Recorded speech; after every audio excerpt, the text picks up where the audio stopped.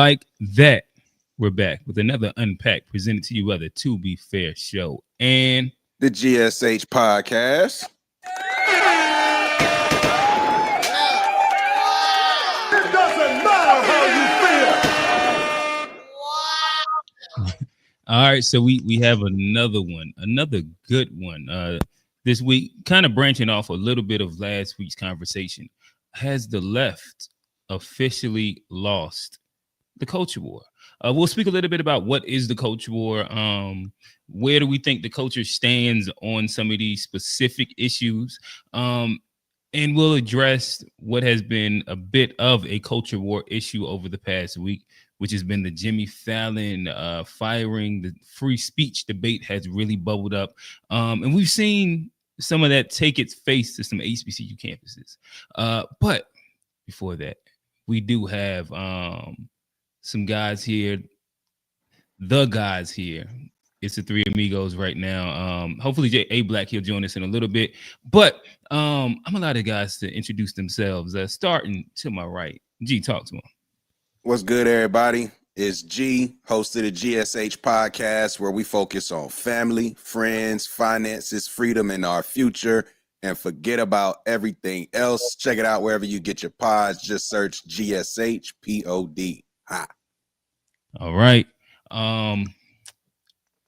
To his right, we have the host of the To Be Fair Show, a third of the To Be Fair Show, Johnny P. What's going on, brother? What up? Glad to be back. We got another good one going on. Yeah, just looking forward to it. Let's hop in it. All right. Really quickly, I guess I got word from my sponsors that we do have a quick commercial break brought to you by Johnny. He has a statement, a plea for the people that he wants to get off real quick. Johnny, talk to us, brother. Oh, no, it ain't all that. It's just I think we live in a great place, and we better talk about war and political division. But I think before we get too deep into it, one important thing is that nonviolence is the way. We should try to focus on keeping this thing together, because I don't think none of us I think we take for granted a lot of things that we do have in this country, and I think it's important to realize what we have before we start criticizing what we don't. And yeah, let's all come together. Why we can't just get along? It's good to talk and discuss these things, but when it start affecting our safety and we going outside in public, it's gone too far. So yeah, let's just enjoy what we got and figure out a way to keep it pushing forward. A non-violent plea, sovereignty through peace. Is that what we're looking at now, Johnny? We got a long way before we get to the S word. Okay, all right. So you say we might have to. We'll off there. G, before we hop into the topic, I see that you have some new branding going on. Talk to us, brother. Oh yeah, man. Appreciate that. We, started as the podcast, but especially with the live stream unpacked and everything, and getting back to the pod, just looking at a new phase, wanted to branch out, do something a little more expansive, pause. And so just rebranded the channel, G Axis Media, 5 F's, 1 Axis. It's where family, friends, finances, freedom, and future connect. So it's still got the same brand. You can expect the same content, but we just got a larger platform to put everything up under the brand now. So yeah, appreciate that. All right, we like it. All right. So nonetheless, I guess it makes sense for us to start off with, as I said, probably our biggest culture war moment of this week or the past week, which has been the Jimmy Fallon. So we'll start off with what he originally said. We'll look at a couple clips of some of his responses, and then we'll talk through what are our thoughts on it. Gang desperately trying to characterize this kid who murdered Charlie Kirk as anything other than one of them, and doing everything they can to score political points from it. In between the finger pointing, there was grieving. On Friday, the White House flew the flags at half staff, which got some criticism. But on a human level, you can see how hard the president is taking this. My condolences on the loss of your friend Charlie Kirk. May I ask, sir, personally, how are you holding up over the last day and a half, sir? I think very good. And by the way, right there, you see all the trucks? They just started construction of the new ballroom for the White House. Yes, okay. He's at the 4th stage of grief, construction. demolition, construction. This is not how an adult grieves the murder of someone he called a friend. This is how a 4-year-old mourns a goldfish. Okay. All right. So I guess before we run too far and I play the next clips, what was y'all initial reaction to that? Do you think that he went too far? Do you think that he disrespected Charlie Kirk? I don't know. What was y'all thoughts? I don't think he said nothing about Charlie Kirk right there. Yeah. So I mean, Trump's just being kind of a little, just a little butthurt on that one because he ain't say nothing about Charlie Kirk. And personally, I thought it was pretty funny too. That's the fifth stage or whatever he said, construction. That's a good joke. That's why he do what he do. That's that's a funny joke. That's why he get paid the big bucks. All right, G, talk to us. Man, yeah, a huge pause, a huge overreaction because, I mean, it's just because Trump, Trump be squeezing these networks for lawsuits. And he just wanted to flex that, hey, look, not only can I make y'all pay me money, like I'm going to make y'all also like have your own censoring on your own platform. You know what I'm saying? So he definitely didn't deserve, whatever they did, the suspension or whatever you call what they did, took him off the air. It was unprecedented. It was crazy. Okay. All right. So I'm gonna play the next two clips. These are from yesterday when he returned. They're at 1.5. Y'all need me to slow it down, let me know. But just so we can kind of get through it with a little speed. To say it's going to make much of a difference. If you like me, like me. If you don't, you don't. I have no illusions about changing anyone's mind. But I do want to make something clear because it's important to me as a human. And that is, you understand that it was never my intention to make light of the murder of a young man. I posted a message on Instagram on the day he was killed, sending love to his family and asking for compassion. And I meant it. And I still do. If you're just joining us, we are preempting your regularly scheduled encore episode of... All right, Johnny told me to slow it down a little. I think you can hear more of the message. I think he got a little emotional there. Celebrity Family Feud to bring you this human, and that is going to make much of a difference. If you like me, like me. Can't zoom through the tears, I have no illusions about changing anyone's mind. But I do want to make something clear because it's important to me as a human, and that is, you understand that it was never my intention to make light of the murder of a young man. That's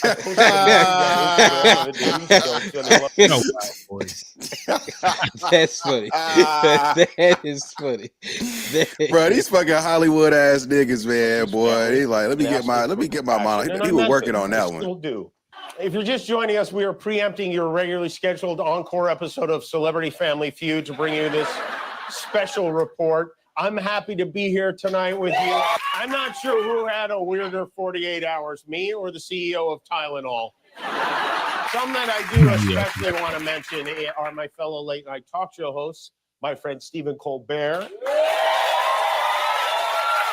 who's found himself in this predicament, my friends Jon Stewart, Seth Meyers, Jimmy Fallon, John Oliver. This is a giant company. We have short attention spans, and I am a tiny part of the Disney Corporation. They welcomed me back on the air, and I thank them for that. The President of the United States made it very clear he wants to see me and the hundreds of people who work here fired from our jobs. Our leader celebrates Americans losing their livelihoods because he let me can't take a joke. And let me make sure that this is pretty much. That backfired bigly. I feel sorry for him. He did his best to cancel me. Instead, he forced millions of people to watch the show. That backfired bigly. He might have to release the Epstein files to distract us from this now. The President of the United States made it very clear he wants to see me and the hundreds of people who work here fired from our jobs. Our leader celebrates Americans losing their livelihoods because he can't take a joke. He was somehow able to squeeze Colbert out of CBS. Then he turned his sights on me, and now he's openly rooting for NBC to fire Jimmy Fallon and Seth Meyers and the hundreds of Americans who work for their shows who don't make millions of dollars. And I hope that if that happens, or if there's even any hint of that happening, you will be 10 times as loud as you were this week. We have to speak out against it. All right. He got choked up and snapped right back to it, man. Yeah, he did. But really quickly, before we go any further, Donald, he gonna respond. So Donald with the clap back. I think that they'll read off a little bit of what he said, but yeah. Well, Errol, one other thing that really stuck out to me in the president's Truth Social post was that he said that ABC told the White House that Kimmel's show was canceled. But remember, when it was suspended indefinitely, the White House and administration officials insisted that, hey, this had nothing to do with us. We were not trying to. I just want to read this part. In my opinion, this is kind of wild. He said, I can't believe ABC. Fake news gave Jimmy Kimmel his job back. I think we're going to test ABC out of this. Out on this one. Let's see how we do. Last time I went at them, they gave me $16 million. This one sounds even more lucrative. This is the president of the United States making this statement. Bro, Trump is really a Gotham City villain, bro. He really is. Like, he's like a rich Gotham City villain, for real. All right. In his bag. All right. So, yeah, nonetheless, fellas, we're caught up on the happenings of the past, I guess, past week as it pertains to Jimmy Fallon, as it pertains to the whole free speech conversation that we're having right now. What are y'all thoughts? Jimmy Fallon, his response, and then we'll lead into what Trump said. I mean, the Jimmy Fallon thing Kimmel didn't even. Yeah, Kimmel. I mean, yeah, Jimmy. Yeah, whatever. This white boys joint is just way overblown, and honestly, the reaction to cancel it made it even worse. Like Jimmy Kimmel pointed out, like it just drew more attention to something that really wasn't gonna be that big of a deal at the end of the day. Like it could have just kind of came and went with just like everything else right now that's going viral on the internet. But the fact that ABC stepped in and did what they did, and it's like the timing of like paying the 16 million, like Trump said, it just brought a lot of attention to it and everything. So, shame on ABC. They just strategically terrible execution. Johnny? Yeah, I think it makes Trump look kind of bad. I think it makes him. ABC looks bad too, but as far as just the freedom of speech and trying to stand, it makes him look weak. It makes him look like he got thin skin, and I think it's going to. I think this backfired on him greatly, and I think moving forward, that play that he's trying to do, I think the broadcasting companies are going to be a little more emboldened because I think they kind of stood. They backed down a little bit, but they still brought them back, and I think that's good for freedom of speech. Okay, welcome to the show. We have Ed back here. What's going on, brother? What is your thoughts? Yo, what's up, fellas? So sorry, I don't know what's up with my camera. But yeah, man, I don't even think he was really suspended. Like he was off a couple of days, but I mean I can't even count that as a real suspension. I feel like white people, and Jimmy is still white to me. I know they go back and forth with being Jewish when they want to, but I feel like they just having a battle of victimhood. Like they want to be victims so bad and oppressed so bad, and whether it's Jimmy, whether it's Trump, and what this whole Charlie Kirk has done is kind of pitting these different classes of white people against each other right now, and they kind of imploding. But I mean, Jimmy show wasn't off long. Like wasn't no real. Like they just everybody want to be MLK, but there wasn't no real suspension. Like if anything, far as we know that was a break that was already in the damn programming. I just feel like everybody's just kind of running with the ratings and the marketing of it all. Of like, oh yeah, Jimmy, the anti-Trump, and so it's like it's gonna boost our ratings. So when we drop back on Tuesday, everybody's gonna tune in to see. Like it's a ratings game at the end of the day. I think it was suspended, but like the office wasn't even cleaned out. Like, come on. Didn't even have a box in there. Yeah, he went home for a weekend and back on Tuesday. Like, come on. Gotcha. It's an echo. All right, there we go. Well, maybe it's. Hold on. Okay. All right. So I guess building the conversation, there has been a lot of talk about what the FCC chairman, the head of FCC, went online to kind of talk about right after, maybe it was the day after, pretty much where he said that y'all, like, you're gonna have to get in line with your messaging or we got some work coming down the pipeline with the FCC as it comes down to accreditation, or whatever the word for FCC's accreditation when it comes down to these stations. This is then followed up with what y'all seen today with Trump speaking about, well, we're gonna put this to the limit. Let's see if I sue them, exactly what happens. Last time it was 16 million. This next time, it seems like it'll be a lot more lucrative. Do y'all think that this is kind of like a red flag as it does pertain to free speech, where you have the FCC, the people that kind of like regulate a lot of our airwaves, and then Trump, both working in concert when it comes down to silencing speech that goes against him? What are your thoughts? It's a terrible precedent for sure. Like, you know, it's interesting to see how things are playing out. Like Gavin Newsom was on a thing talking about how now is the time, code red, but you know, the hyperbole is also kind of like, I know they're gearing up for a presidential election. People are trying to put themselves in position to be like the top front runners, so they're going to take advantage of any opportunity they can to, you know, make themselves seem like I'm the one that's going to take down Trump. But I do think there is some credence to some of the narratives out there as it relates to how he's overstepping some executive boundaries for sure. So what it means long term, I'm not quite so sure, but you know, it's definitely Trump trying to abuse his power as much as possible. Gotcha.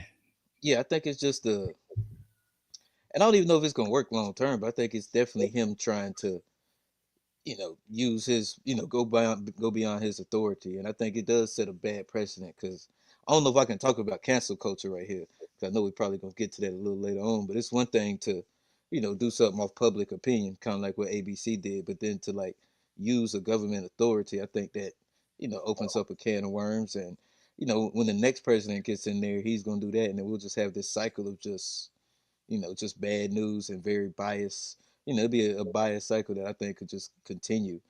So something like that should definitely be, non what's the word, partisan. And you got to hold up the Constitution. That's why they wrote that thing. You can't just make it do what make it do what you want it to do whenever you feel like it. So I think it's a bad precedent if you start getting government agencies involved. Gotcha. A Black, talk to us. Yeah, man. I saw somebody saying Disney faced backlash, and that's why he back. Like, man, Disney Teflon, man. Like I said, all this shit is just Disney's not going nowhere. They got the kids at the end of the day. The kids ain't canceling nobody, and parents gonna do whatever they want for their kids to shut them up. So it's like Trump and Jimmy is old white, blue blood white versus Jewish. It's not about them. It's about what they both represent. The Jewish power in media and Trump's governmental power of like who got control. And for a long time, a lot of media moguls have swayed a lot of government influence. You got Robert Murdoch and these different people that have had their fingers in a lot of things throughout the generation. Trump's whole regime. Hey, Black, is something happening with your audio? Oh, can you hear me now? It's still doing like, it's like almost like a vibrating thing. It's like it's breaking up while you're talking. Okay, I'm gonna switch devices. Give me a second. Okay. All right. While you do that, I'm gonna play this Tennessee State clip that has went viral over this week. You had a couple of Charlie Kirk supporters. You've had a couple of, I guess what you would say, MAGA supporters that showed up on what they're calling an HBCU tour that they're doing. I forget what they named, and I'm sure one of these guys will kind of explain it. But I'll push play, and y'all let me know what y'all thoughts are on this. Our HBCU. On over here.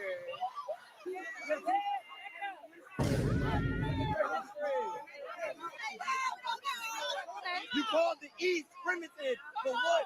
We created y'all knowledge. We created y'all science. We created y'all math. Y'all didn't do shit besides steal. Y'all didn't do anything to your.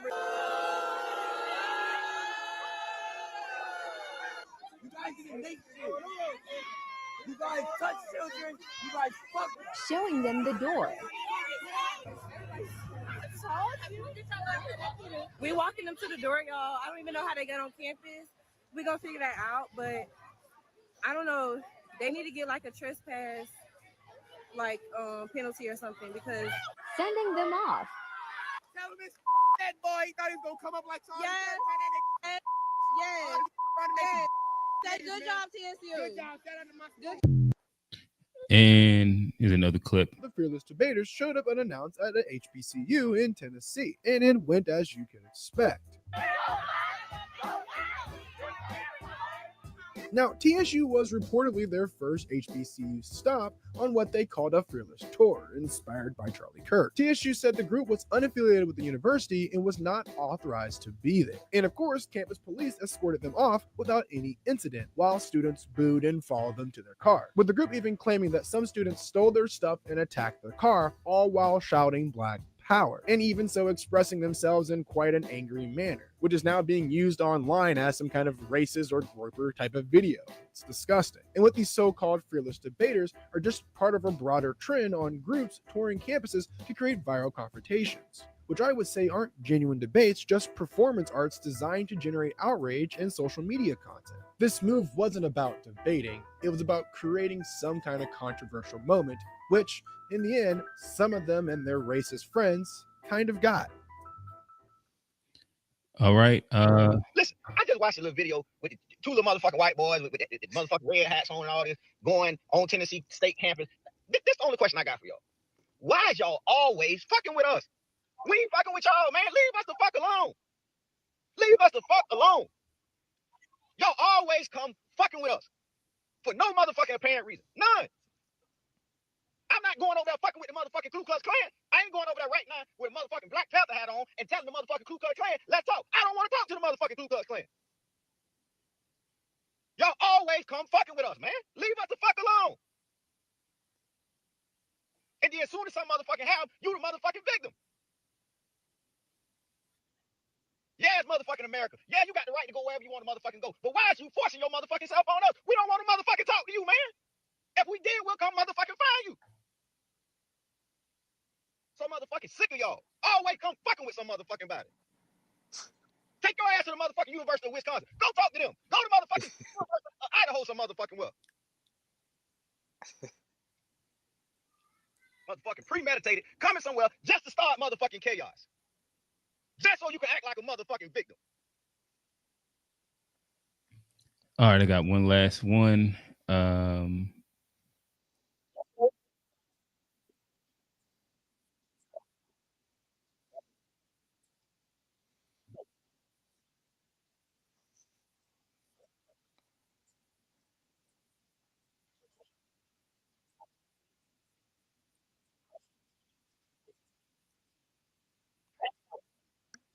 I don't think it's playing. Oh, it's not. Oh, my bad. All right, never mind.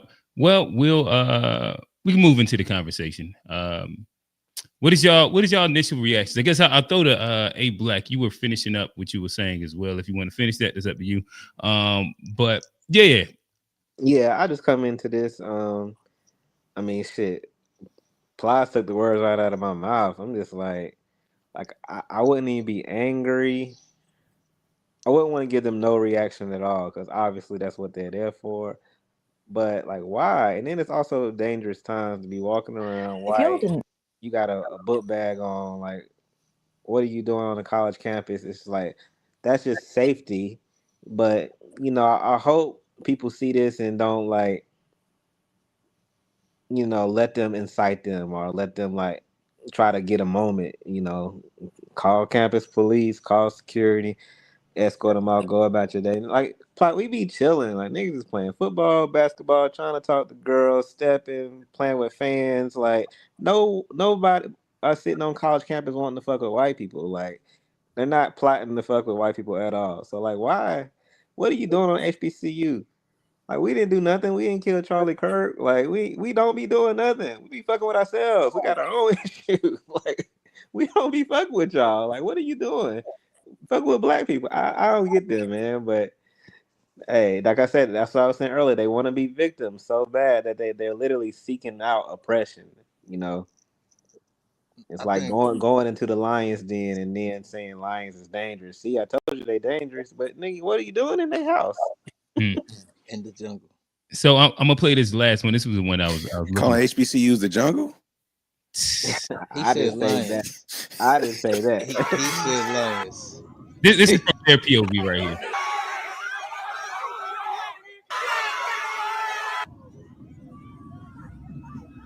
Yeah, they threw a drink up top. Oh my gosh, they threw a drink up top. Yeah. Yeah. Oh, whoa. Did somebody just throw something in our car? They just tried to hit the car. Arrest. That's the Right, white boys I know. arrest. Arrest. Whoa. But that's... That was loud. Arrest. All right. Just like I said, wanted to give more context to it. That was their POV. Sound like Johnny, was you about to hop in? Yeah, nah. I mean, we just sat up here a couple weeks ago and argued about like, snitching, no snitching. But I think this is a great point to like. This is where you got to play their game with them. Like, what the president of the university, head of security, they should have had them arrested. They should have had them charged with trespassing, having unauthorized event, inciting riot. There's a lot of things that you could have did that would actually like affect them in the way that they're going to. But that wouldn't have Kicking been them off positive. campus leaves them with no consequences, and it gave them content. If they leave with charges, if they live with some charges, unauthorized trespassing, you think they're gonna go to the next HBCU and try that? But they not, and they not gonna get that content. It's gonna change the narrative, and I think we got to play. You fight fire with fire. You got to play that game with them people, getting mad and all that. They just gonna take videos and say the things they're saying right now. But if you get them arrested, escorted, give them some charges to leave with. But there was no charges to give. Pause.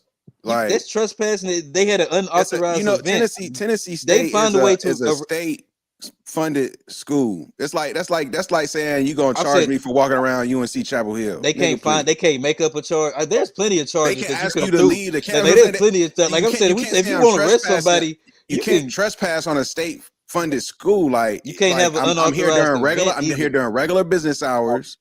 I can be here. If they say you're a suspicious person, there's a lot of ways. But what I'm saying is, got them with something. You could have got them with something. If they press charges, it's going to be even a worse negative response in terms of how it's going to make them even like these activists now who got arrested. That wouldn't be a positive. That wouldn't be the way to move. The university should have pressed charges on them for coming onto the campus. But it would have been. I'm saying that's a bad move. That's a bad move. What would they be pressing charges on them for? I'm sure there's some kind of law against having an unauthorized, like with not having a permit, having an event. Especially they didn't have an event. It was just like they set up a table and said. They just said that.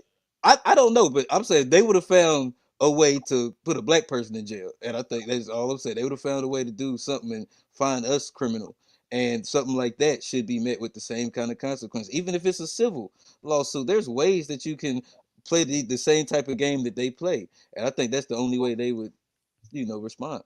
For for trespassing in the daytime. I don't know the campus. laws of Tennessee. I don't know the exact thing like that, but there could be some legal action taken against these guys. That's all I'm saying. Legal action. Johnny said, "Make something up." I like that one. That was my favorite quote from Johnny. G, talk to us. Are you for Tennessee State canceling these white guys and their freedom of speech? And get Charlie Kirk points off. In my ideal world, one is like clear rage baiting by these white boys because the most charged up like thinkers are young 18 to 22-year-olds on a HBCU campus. Like this is when this is when I started learning about shapeshifters, started learning about who manufacture A's. Like you start getting exposed to all these kind of different theories in life. You start questioning how you was raised. Like you really charged up around this time period. And they specifically went to a HBCU in the state of Tennessee to rage bait this audience. That is foul on them. However, what would have been beautiful is if they just ignored them as if they didn't exist. that would have been the most beautiful response to the whole thing. Like, we don't even see you. You can say what you want, do what you want. We don't give a fuck about what you talking about. I'm going. It's Fried Chicken Wednesday. I'm about to get mine. I'm going to the calf and I'm going back to the room. Like, I'm not even sweating white boys. That to me would have been the most beautiful thing. So G, what happens if you're walking to Fried Chicken Wednesday and he say just like a black person? How do you respond to that? Yeah. Like, yeah, nigga. We like Yeah, nigga. Yes, we had an HBCU, nigga. You are correct. Yes. Like, what are you talking about? That's why we got Fried Chicken Wednesday, nigga. You are correct. Like, what else? We gotta stop giving them the privilege of being offended by shit. It's Like, like, I like fried chicken, yes, nigga. I like watermelon. Okay, that's all you got.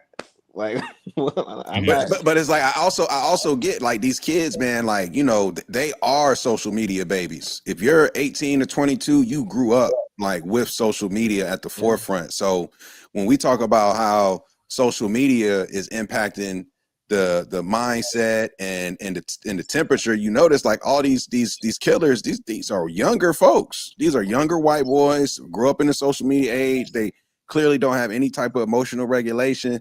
And, you know, I'm not, you know, look, I know our community, YN's definitely struggling out here with emotional regulation. And it's like, you really tried to go there thinking that you was going to get some, like, you know, you went to a HBCU because it's like you strategically tried to go somewhere with some quote unquote YNs, but with some ones who had something to lose, versus he could have went somewhere else in Tennessee in a neighborhood and set up that table, and security there would have been no security to protect or escort him out. That ass would have been on fire. So it's like they knew exactly what they were doing and why they were doing it. I just wish that they would have got ignored. Got you. So I guess let me ask y'all this. Is this an example of showing us that we might actually be for cancel culture? I'll throw that to you, Johnny, first. It sounded like you wanted them arrested, thrown in jail. You wanted like laws to be made up for them for coming to, in their opinion, to express their freedom of speech at a public place. I said there's events that block traffic or building entrances without proper permits are generally legal and can result in arrest. Trespassing, they said that is usually generally harder at a state school versus private school. But what I'm saying, there are ways around even Well, I don't think they did the refusal to disperse can lead to arrest. There are They several left. different ways. Suspicious person is enough. I'm telling you. Like, you look suspicious in an area where people don't know you. So That's enough. there are grounds for legal action against these type of behaviors if they're going to disturb, especially black spaces of education. If you frame it like that, there's way more grounds for legal action to something like them coming onto our campuses and having, or you know, on black campuses and having disrupting, you know, kind of events. Like, you know, HBCUs have white students, right? Like, 2 white students could have went out there and did the same thing as an example, and nobody would be able to push them off their own campus, setting up a table. If they didn't have the right permits, they could have. It's not no permits. Like, what are we, yo, like, nigga, they not downtown. They not blocking Main Street. Like, they not even. No white student knows better than an HBCU white student to not do no shit like that. I agree. They could be the ones out there fighting him first. I ain't seen them out there. They don't play about us. Where's your permit, buddy? They must have been commuting. That hey, day. buddy, you have a permit? But Johnny, so is this an example of showing how you are actually for cancel culture? Maybe. I don't know if that's cancel culture, but like, yeah, it may be. And that's, you're saying that you don't want them to be able to voice their free speech in a public setting because it, you know, is to your displeasure or what you feel should be inside the, you know, wherever they're at that quote unquote arena that they was at. And because of that, you would like to see them in jail, a law made up for them. It's not about what they're saying. I don't think it's necessarily about I guess I would ask saying. you, though, in moving and making that then like a flat precedent, isn't that fairly dangerous? I'm not necessarily saying that they can't say the things or the messaging that they're saying. I think certain spaces, especially without permits or authorization, things that are disruptive, I think there are laws against things that cause disruption to the public. You know what they call it, a nuisance. There's like laws against that protect the public. But the issue would have been best interest of the public. if they wouldn't have eventually left, but they just came and sat down. It seemed like It was like a lot of videos. Like where it Johnny, seemed but like the thing they is like like with I don't know how long it took them to leave, but I mean, this is the thing. The president is the president, and because a white dude got on a red hat saying "Make America Great Again" doesn't give you license to then like verbally assault or go crazy because a nigga got a red hat on. You know what I'm saying? Like that doesn't, just because you have a crazy reaction doesn't mean I did something that legally warrants such a crazy reaction. At the end of the day, they got a hat on supporting the president. Like that's what it is. And I'm not saying that they have to agree with the hat, but like they should have the ability to wear that hat and not get bothered, if you will. Like they should, like you should be able to wear what you want and not have to worry about like a white dude smacking you upside the head because he don't like but the we Black also said Panthers freedom or of Malcolm speech X. also has like there's not freedom of consequences. So I think like if you go So if a into nigga space, walk around with an X hat on, he deserves to get smacked up if he walk into like a. I'm saying like if you wear a Steelers jersey to the Packers home game and they start talking shit, like that should be expected. Like they shouldn't touch you, but it should be expected that you're gonna be antagonized in that space. There are certain consequences to the things you do. You should be able to do it, but like if people don't like it, like if people don't like it, like I think Oh, there's- okay. I didn't know that's what I'm not promoting that personally. Like, so when somebody so you go out in public, somebody don't like your outfit, that means you deserve to be like subject to ridicule just by people out in public and shit. Like you support that? No, not my outfit in public, but if I go into a space specifically for like, I mean, you act like he was in Walmart with the shit and this went down. He went to a space specifically where he knew he would get the reaction. He did the thing, got the reaction. Like we know the game. It was a game. Like and like I think that there He should rage be baited. I'm agree here. He rage baited. and there's laws against doing stuff like that, and like especially in public. Charlie pranks Kirk aren't, like- rage baited like, with I an remember organized platform. There were some boys that like- did a prank in my high school. They got arrested for the prank. It was a prank. What was the full prank though? It was a prank. They brought a pig somewhere and pig It's not like it was a reason. It's not really clear. They probably stole the pig from a farm or some shit.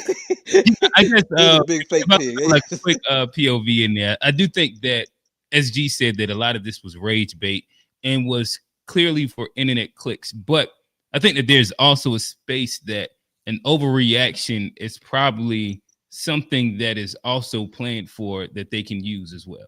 Where if this precedent is set, what does that look like for Black activists on white campuses, in white public spaces? And that would be the issue that I would have inside any of like the free speech conversations and like these little nudges that happen on either side.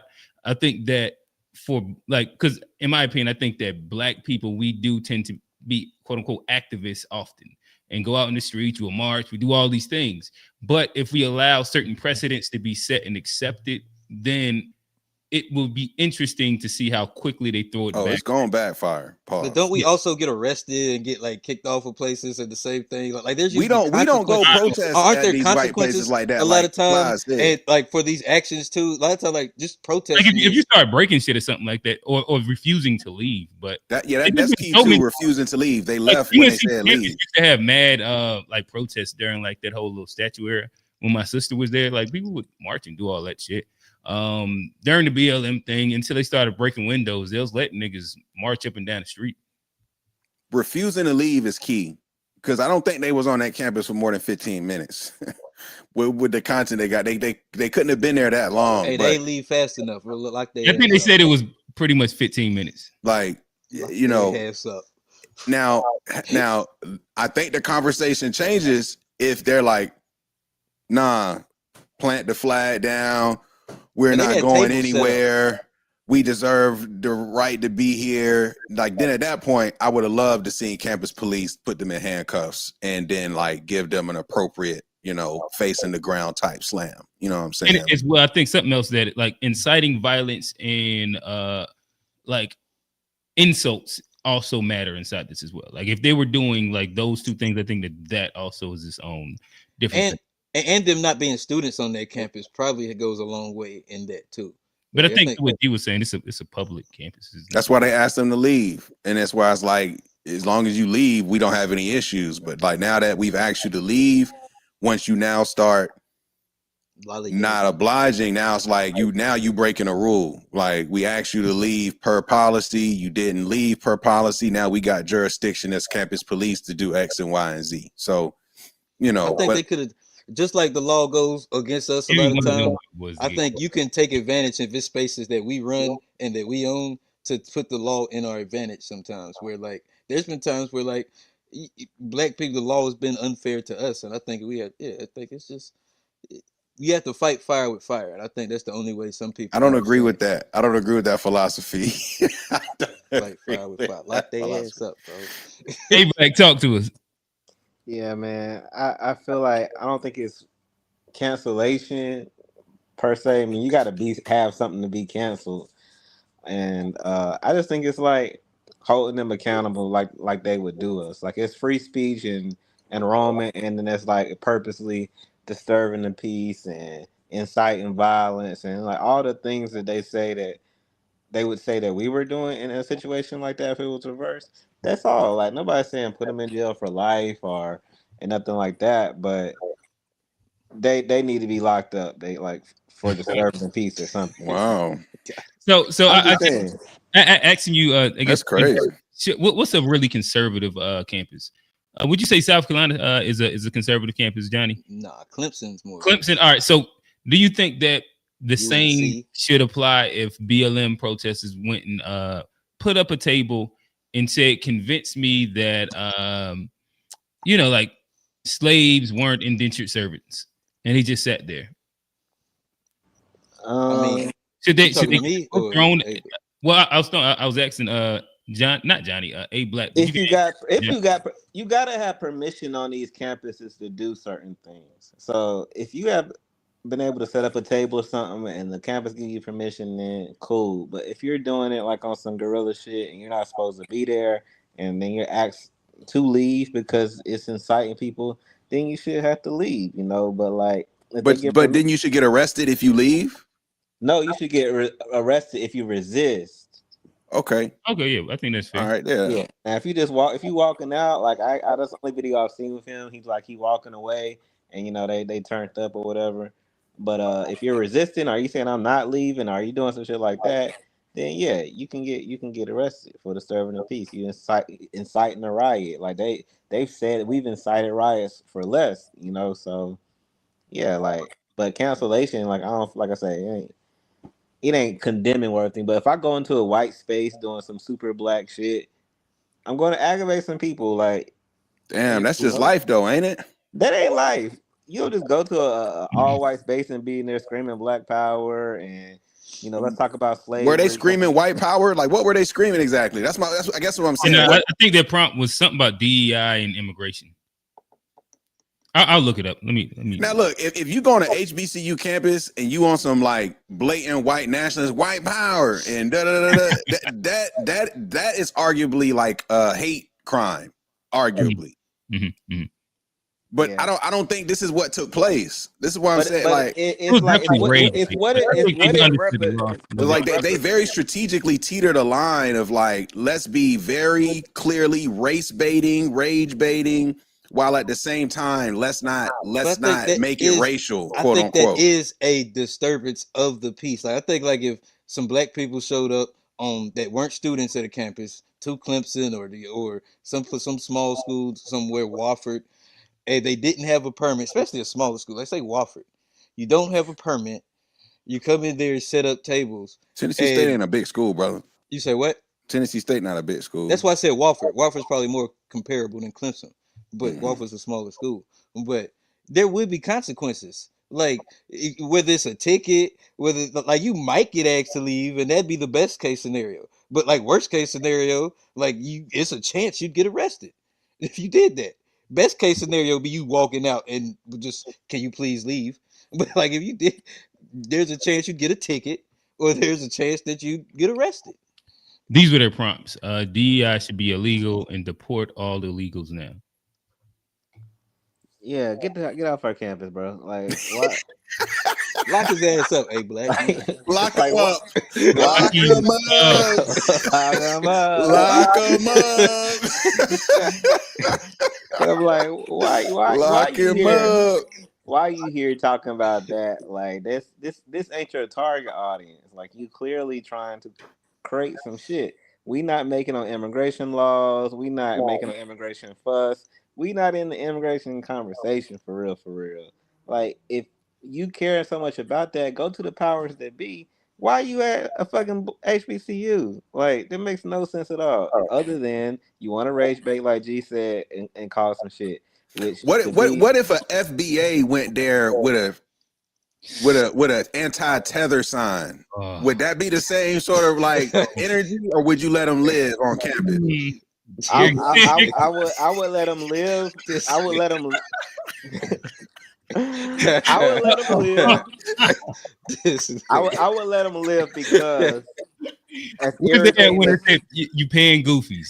yeah, as irritating as some of them can be, not all FBAs, but some, it's like they still are part of our conversation of our black identity. So it would make sense more so to see a FBA insider at a HBCU versus like a white supremacist insider there, you know, because that's essentially the difference to me. Like, and you should have intellectual dialogue and stuff like that on college campuses. I think so, but I don't think when it comes to MAGA, like you also got to know who's even open or tolerant to your ideas, and like they don't want to hear that shit because what that hat represents to us and to them right now is like, nah, you already coming incorrect to have a calm discourse. So as soon as you put that hat on, it's a wrap. You know, this ain't the space for that. All right. I guess I'll kind of try and merge the two conversations and ask this: what is more dangerous? The rights want to control. I think the rights want to control the media outlet and the news, or the lefts want to police speech. Which one is more dangerous right now? What is your thoughts, fellas? You said the right controlling. Say it again. So like if you merge the two conversations with Trump and the FCC and the whole being upset that they're making jokes about him and possibly hinting that the killer could have been on the right. They want to kind of like his whole fake news suing thing. They want in general to control the news and what media outlets put, or the cancel culture that has painted maybe the last 8 to 10 years, where speech becomes policed.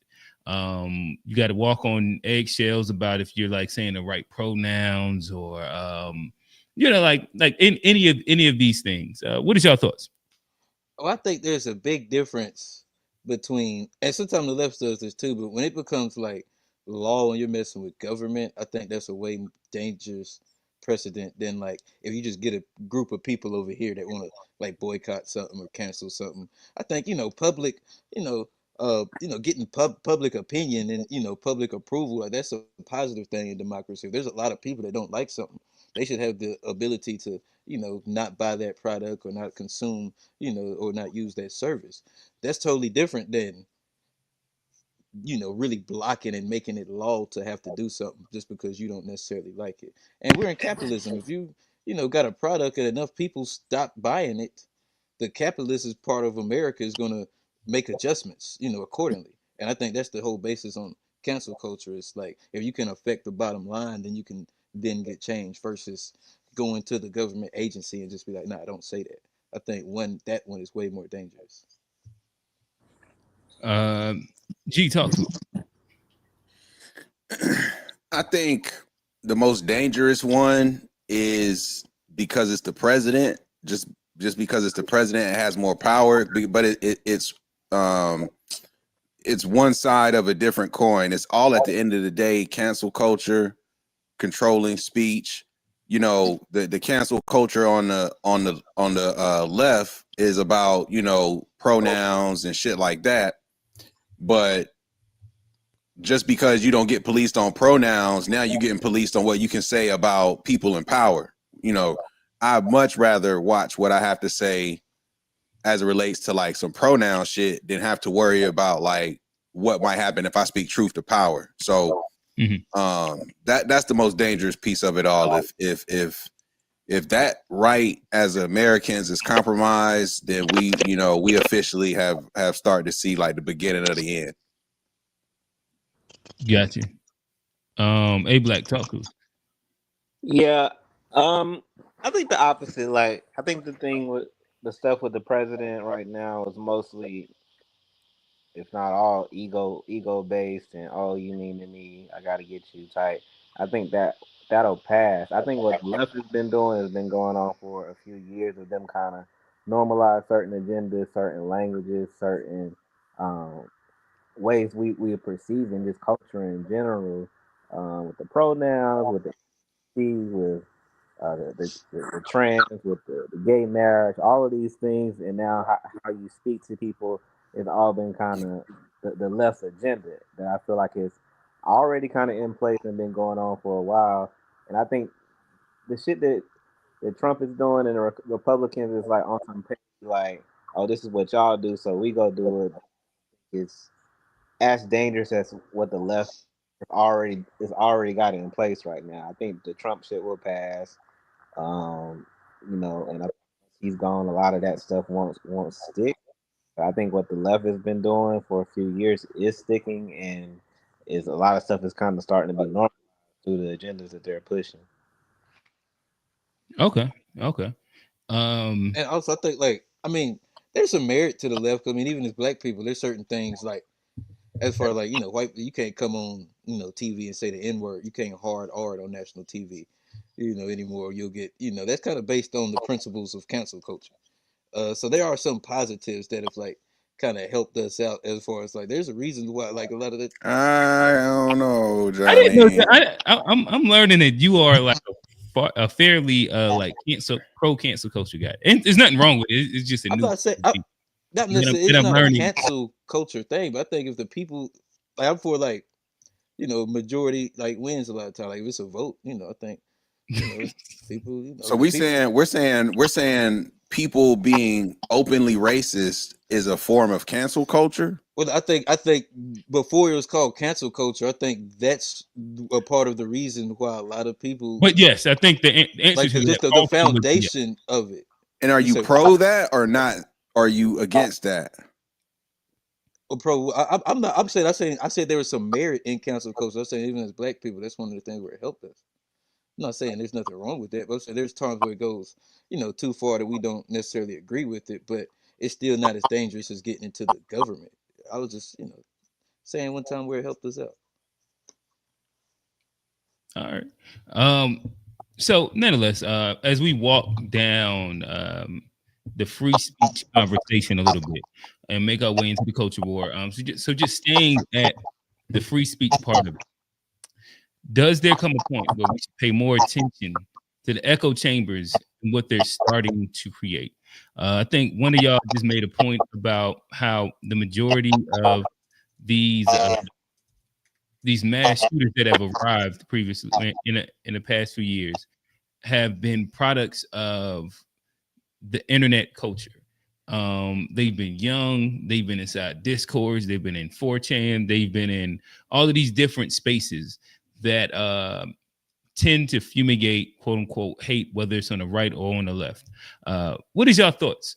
Do you think that we should pay more attention to these echo chambers and what they're starting to create?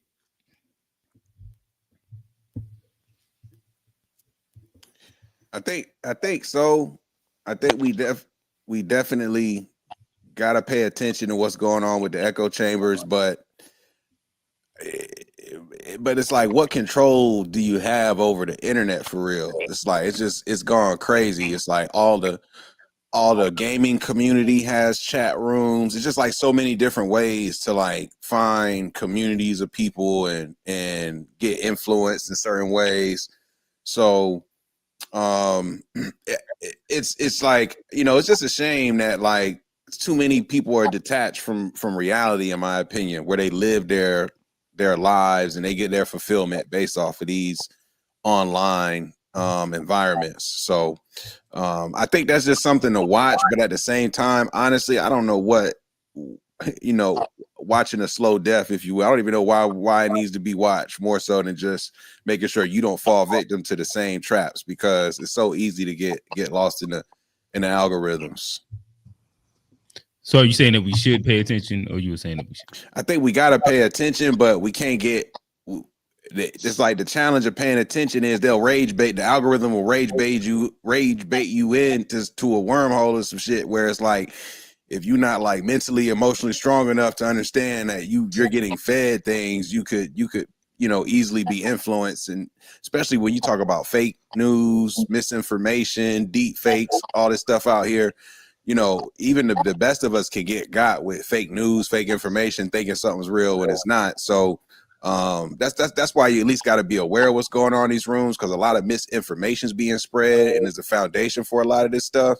But at the same time, it's like I said, you don't want to immerse yourself in it either, in my opinion. Gotcha. Johnny, talk to us. Yeah, and I think a lot of these internet chat rooms and stuff, they've always existed out there, like this 4chan and stuff. I think, they're coming to the forefront. I don't know if they're necessarily getting bigger, but I mean, I've had like, cousins and stuff and friends that have been like, kind of lost in the sauce when it comes to like that dark or deep. I don't know which one you're supposed to call it, but like in some of them, rooms and stuff. So this space has always existed. I think it's important to pay attention to it too, because a Has lot it of always been producing the outcomes that we're seeing now, where the majority of the mass shooters, the school shooters, the Charlie Kirk guy, they all like their main commonality in through line isn't even necessarily political affiliation as much as it is their engagement in these echo chamber spaces. But I'm saying, how long you want to go back? Because I mean, we could even go back as far as like Columbine and like see a lot of this stuff. I mean, that's 20 plus years ago, maybe even longer. I don't know when exactly Columbine was, but even like some of those guys. And I think that's really the start of this new modern age with this thing, because that's when you Hey Johnny, fill me in really quickly. So Columbine, they were inside like what, chat rooms or something like that? Help me understand. I think a lot of that started where they had, I don't know if it was chat rooms, but I know a lot of that dark ideology and similar space, as far as they had a separate kind of lane of thinking, maybe a radicalization. I think they were blaming rock music for the Columbine folks at the time. They were blaming maybe it's like rock bands. I could be wrong though. I do remember like I don't know. That's what I'm asking. I'd have to look at it. I thought there was like some online presence with them, and like I said, maybe I'm confusing it with somebody else. But I know this has been a thing with the online space, and that dark web has been out there for a long time. And I don't know necessarily if the rise in shootings can be attributed to that, because it's always, it's something that's. Well, it sounds like you're saying that the rise in shootings should be attributed to it. If you're saying that that's the commonality.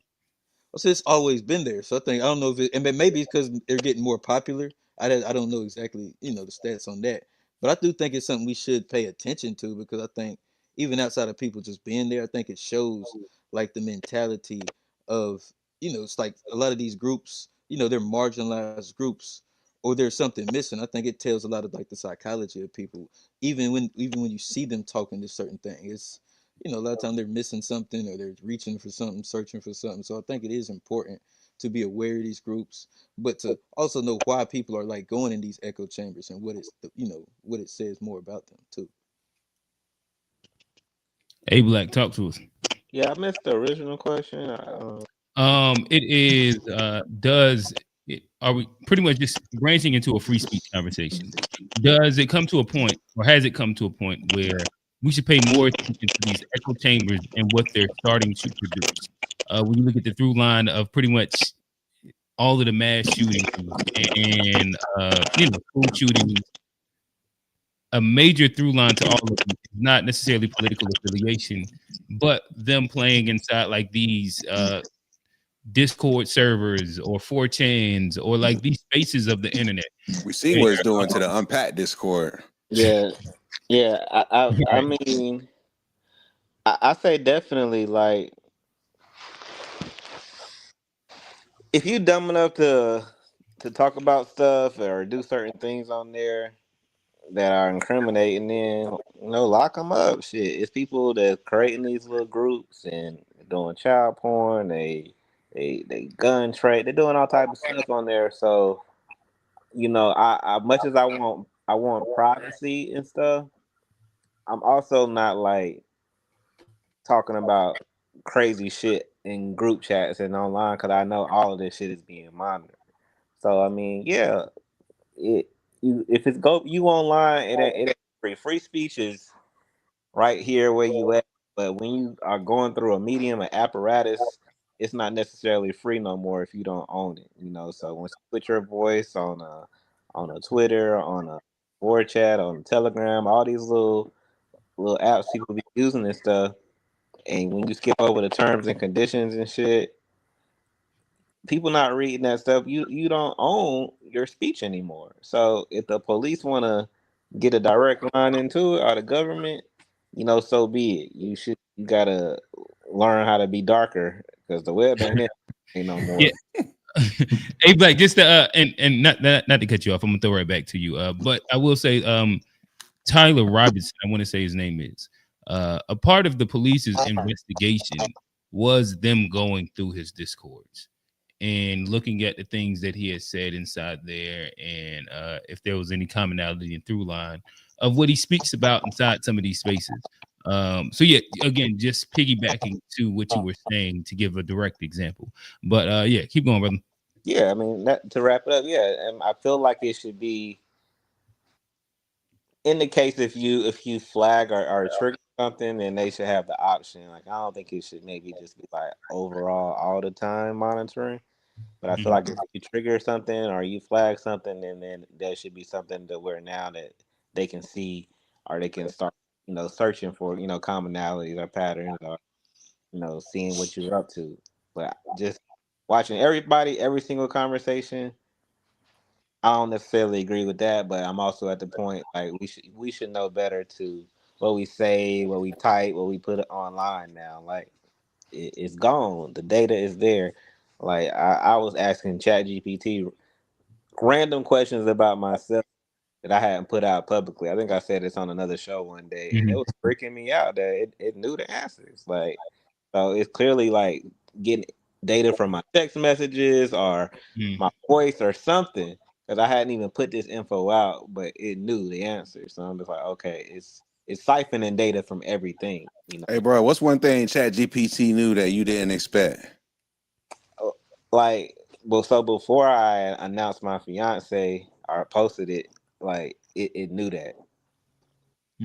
So I phrased the question as if I didn't know myself, and I'm like, who is this person Donnie Newton marrying on this date, and it said her full name, the date we get, like shit I hadn't even put nowhere publicly. It had. So I'm like siphoning data, whether through emails, through text messages, WhatsApp, I don't know. Something in the term condition that we missed, but it's getting data from other places. So it's that WhatsApp. That's what it is.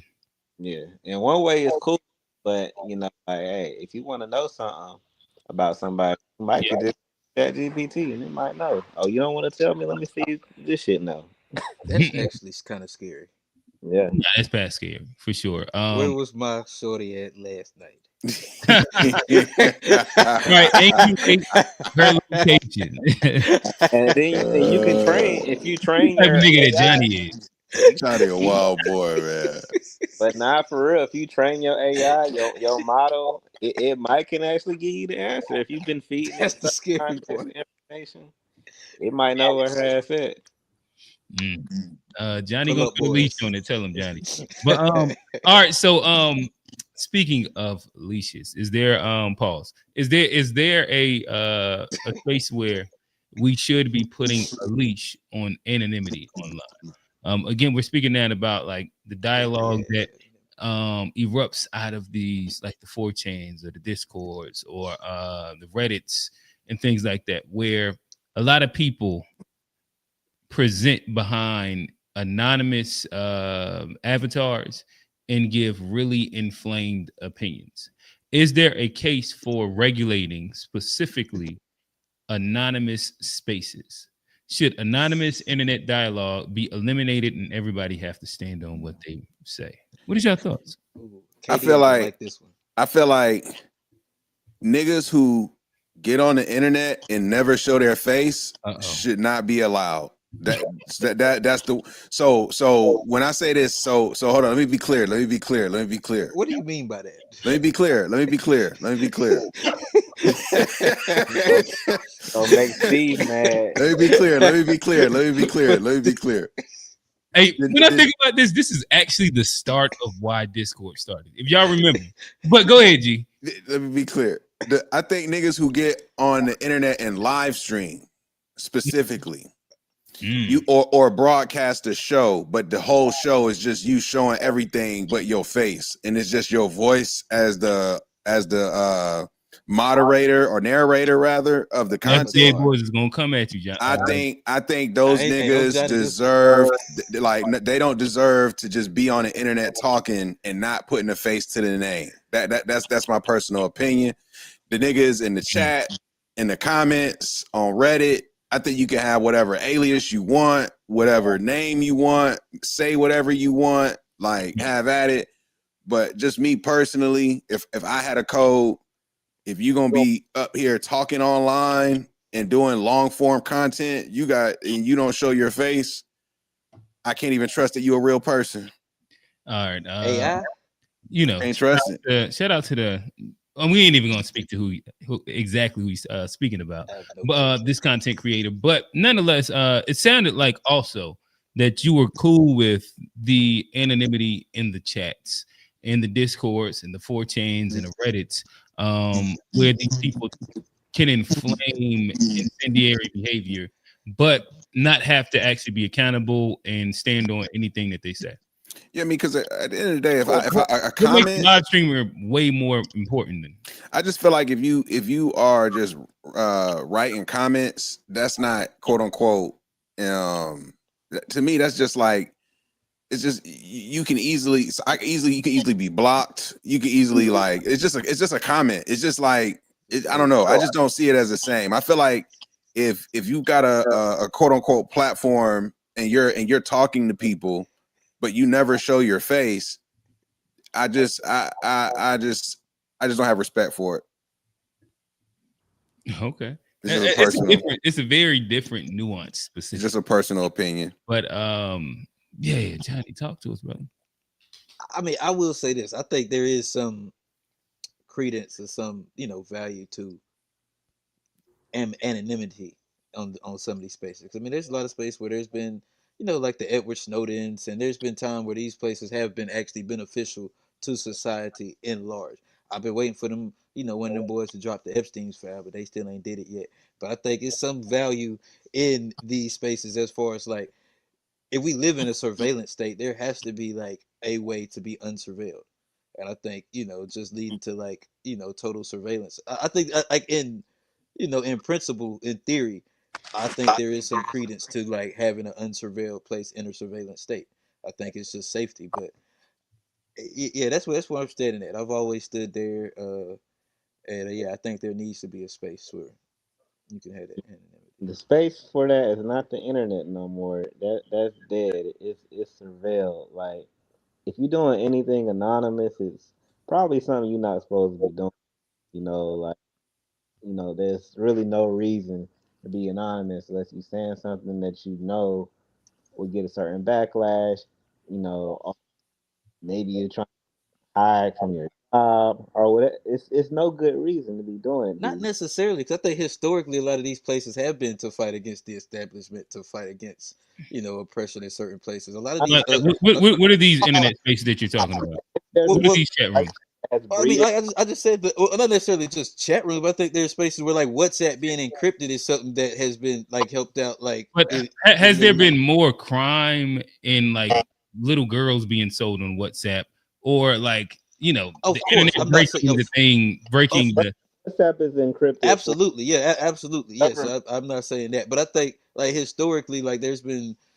When we live with oppressive governments, I think there's a value to having a space where you can't be seen, and I think like even historically, they've used these secret passes to help with. But historically, all of this had to happen in place. Like you had to be in person to have this quote unquote meeting. You had to stand on, like everybody knew who was the person that was organizing and stoking these things. Even if you look at like early whatever country that you want to go to, where like the people organized and overthrew a government, the people had to actually really organize. It wasn't anonymous characters that then you also have to wonder if these are also plants, if these are bots, if these are, like I just watched the Superman movie on Netflix, but like monkeys typing on computers, this rage baiting people. Oh, you watched the old joint? I think it came out this year. I don't know. It was. Oh man, the new one was kind of trash. I'm not gonna lie to you. It was kind of mid. Yeah, but I made it through it. It was a family movie, so we went. We just sat in the front room and watched it.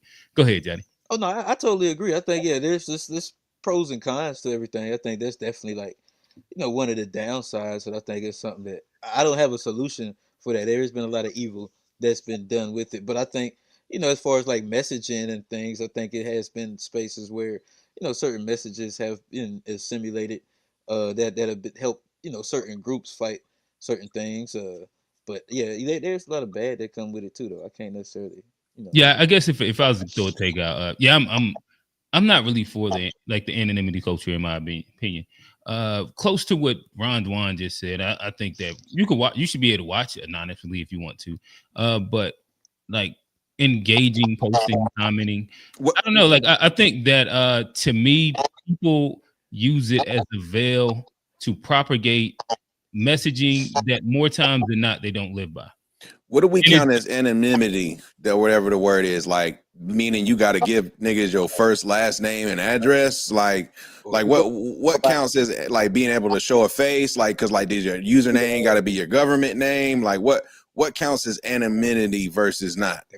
We don't have a real life identifier, whether it's your physical face or your real name identifier. Like it's a difference organizing secretly or on the low and organizing as an anonymous thing. Like, we can have secret Black Panther meetings in the church on Sundays and we don't tell the government, we don't bring no phone, but we don't come in the meeting like with masks on and don't know each other. Right. That's different because then you don't know who you building with. And so that's what's going on is you have plants and cells and stuff in these things because you don't know who's who. You don't know who's behind the username, who's behind the picture. So it's like there hasn't been no anonymous positive organization that have like really helped nobody that I know. Who's them hackers? They what be about the group shit? Anonymous? Anonymous, yeah, that's their name. That's Yeah, actually anonymous. their fucking name. Us, like, nigga, what a student loans, what a credit card do? They don't never do nothing that really. Niggas will bluff and shit. They working on that one, bro. And they ain't drop. They ain't really did shit, to be honest. In my opinion. They do bluff really good though. Ain't no hacker really shook the world up yet. Like maybe you could say Snowden a little bit, but that's about it. The WikiLeaks a little, but that's about it. And we know him, and that's the thing. We know who Eric Snowden is. But he dropped it on one of them anonymous sites though. Like that was the way he was able to. It was on WikiLeaks. That's like dark web, and you drop stuff anonymous. And I don't know it's not dark web. WikiLeaks wasn't dark web. It was like regular internet. All that got it. Like so, none of that. Said, oh, somebody go get it, put it out. So WikiLeaks leaked. Like all that shit in the signs, all that shit come out. So you doing anything online, they go find it. Like they go find it. I tried, KD. All right. Yeah, I guess any last commentary on that before we kind of move on? No. All right. Cool. Read that last comment. What did it say? Oh, I don't know. We live in a post-privacy society. Doxing yourself is the price you pay to have a voice in the public square, i.e., social media. Oh, fair enough. I guess we can kind of move along.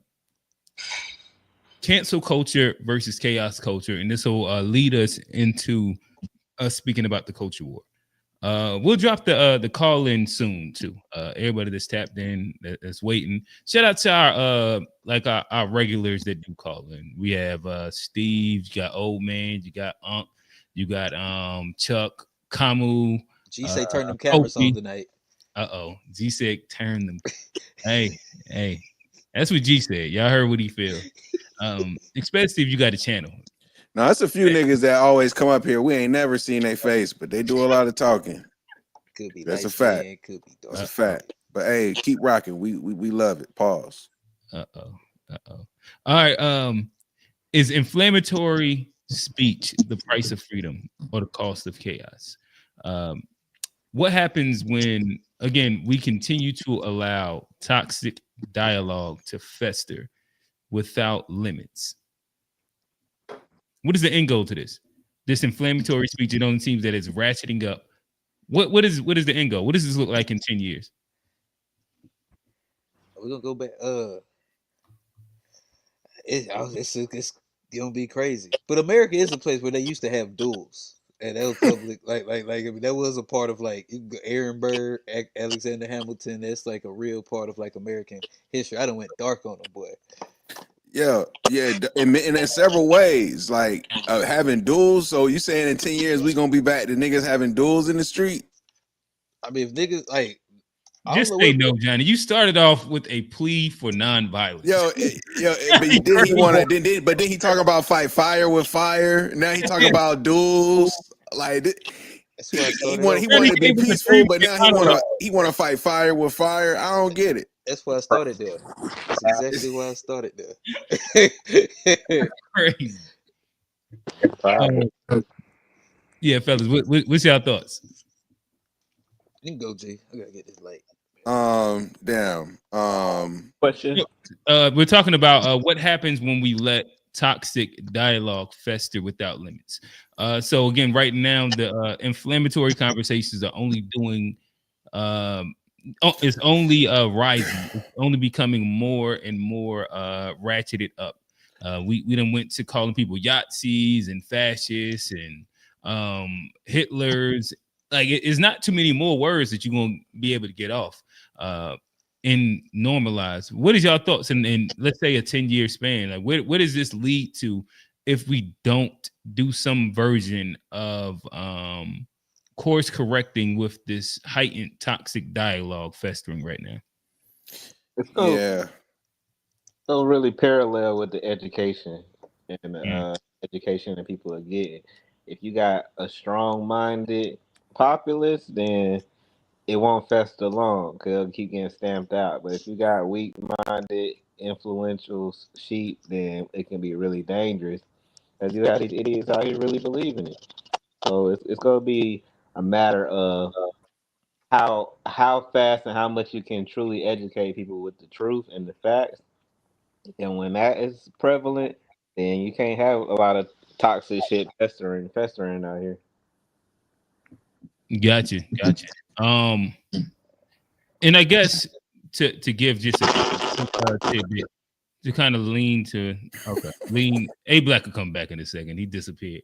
But to lean to where A Black stance was, or Johnny, I guess I'll say stance was about the kids going on the college campus and doing the whole little thing. Tennessee State University. I think, in my opinion, the best case scenario is that you beat them in dialogue and you stomp out the idea and you embarrass the idea. It's kind of what Charlie Kirk did really well. And what grew MAGA inside that young base is that he found people that couldn't beat him in a conversation, whether he was right or wrong. And he broadcasted that and he allowed the thought to fester, for it to grow. Because like he stumped out what he would say would be like the leftist liberal ideology, and it worked really, really well. Like you can, like, the idea and the concept of this works really, really well. I think that, to me, defeating ideas in the public square, especially if, in my opinion, if you're on the right side of it, is probably the best way to defeat these toxic spaces and things like that. No, I agree. And that's actually what I was gonna get back when I mentioned the duels. I don't think we should get back to that, but it takes a level of responsibility individually, where like people have to be able to disagree, and we have to be able to like attack ideas and not people to get there. But if you don't, we will get back to the the dual age where people only gonna know one way to fight it out. But I think it's an individual thing where, like, if we're gonna do that, if we're gonna have these, public discourse, you have to be able to like separate, maybe like man from idea or the person from idea, in order to push forward, better ideas for everybody. Gotcha. All right. G, any closing marks before we move on? No, we can move. All right. So I guess this is probably a good time to start moving into the culture war conversation. And yeah, I guess it makes sense if we start off with identifying a definition of what we mean when we say culture war. I'll read off a definition. Y'all can let me know if y'all agree, disagree. And from there, we can start building the conversation just so that we at least know that we're talking about the same thing as we're having the conversation. So what I have down as culture war, y'all tell me if y'all agree, disagree, if I need to add something, is the conversations around divisive topics that are debated in person, online, and via media outlets that draw on tribal lines that tend to impact motivations of voters, policies, elections, and society as a whole. Is that fair? Yeah, I think it starts with hopefully it's where it stays, but it starts with the conversations, and yeah, so I agree. Yeah, that's the basis of it. Okay. All right. So yeah, as we start building, I guess the first question I'll ask y'all would be, in the culture war conversation, is it more split by age and race than it is progressive versus conservative ideology? What is y'all thoughts? Oh, that's a good one. That's a really good one. I think it is more ideology based, because I think it's like Do you think it is more like conservative versus progressive? Yeah, well, I would. That's a weird way. It's a similar thing to that, but I think it's more on that identity. It's like how you identify. If you identify left or right, because there's a lot of, I think, conservative people that identify, more on the liberal side or on the left side. So I think it's, but because you're a black person, you're gonna more identify with the left. So I definitely think it's a more identity thing, whether it's left or right, Republican, Democrat. Are you saying yes or no? Well, I'll ask you each one individually, and then maybe that'll paint a better question. Oh, I think it's more. Do you think that first, a big part of the gender war is based on age? The gender war specifically. My bad. I said. Gender. Yeah. He wasn't talking about the gender war. No, I wasn't talking. The culture war. The culture war. Yeah. Is the cultural war based fairly split on age? Let's start there. So if you look at youth voting, youth identity, when it comes down to a lot of these cultural war conversations, I'll read off some of them really quickly. Mental health, abortion, LGBT, gender identity, DEI, race relations, CRT, cancel culture and free speech, gun control, immigration, respectability, politics, religion. A lot of these things, there is that, according to data, it seems that there's a split when it comes down to younger people and older people. I'd agree on age first. Okay, so you say you do believe. I'd agree. I'd agree, but I think younger. Let me ask, race. Do you think that race plays a part in people's association with some of these culture war conversations and topics?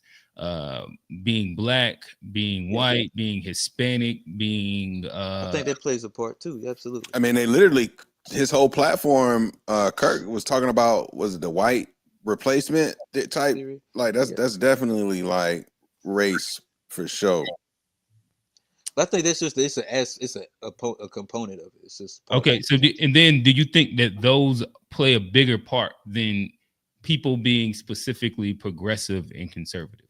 No, I don't necessarily think it plays a bigger part. And I'll tell you, I'll give you a good answer. Or me and my boy Quinn, we were talking about one of our buddies one of his buddies from high school, where he started off a little more liberal, and as time has gone by, he went more into, and he has changed, and he's leaned more, conservative. So, but I think Doesn't that prove the point though? but I think it's more about his identity versus his, because I also know, Yeah, but your identity would change as you get older. So, but there's also been people his same age that stayed on the left. They didn't necessarily have that drift. I think the drift was based on a specific thing, more so than like but when he everybody was else. young and black, he was. But this is about a white guy. liberal. This is more about a white guy. All right, so when he was young and white, also he was liberal, which is like the general identity marker of young and white, especially young and black. As he became older and white, he became more conservative, which is also the general known like transition that they say. They say when if you have a heart, then you're liberal. When I'm talking about more like political. And if you have some sense or like some whatever the little saying is, you turn conservative as you get older. Some shit like that. Yeah, but I think it's a little different when like black people get a little more conservative versus what we witness. And I don't want to give man, but like he kind of went from one extreme to like another extreme, and it wasn't really based on his age, because there's been a lot of people that have gotten older and didn't like switch extremes. I think it was more based on him being a white guy and him being indoctrinated in some of them vacuums, and I think that had more to do with it than just his age. I think over time the propaganda won over. I think, over time. Both of those things still go to age and then his race. That was the argument that I was making, is age and race would be. But I think it's more that playing a part. You just described that it took him a long, like over time, because he was a white guy, he changed. That sounds like you're describing what I'm saying. Maybe, but yeah, I'll change my answer. I'll go back to Right. I'll change my answer. Okay.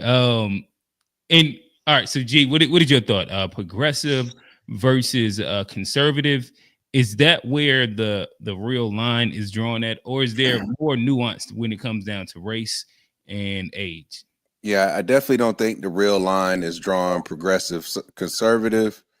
It's something else. It's really something else. And like, and so J. Edgar Hoover was a closeted gay man, and yet he was notorious about speaking out against gay lifestyle and things like that. And I feel like that's a lot of what we're seeing, if I'm just being honest. A lot of, even if it's not on the LGBTQ tip, pause, it's just on the it's just even if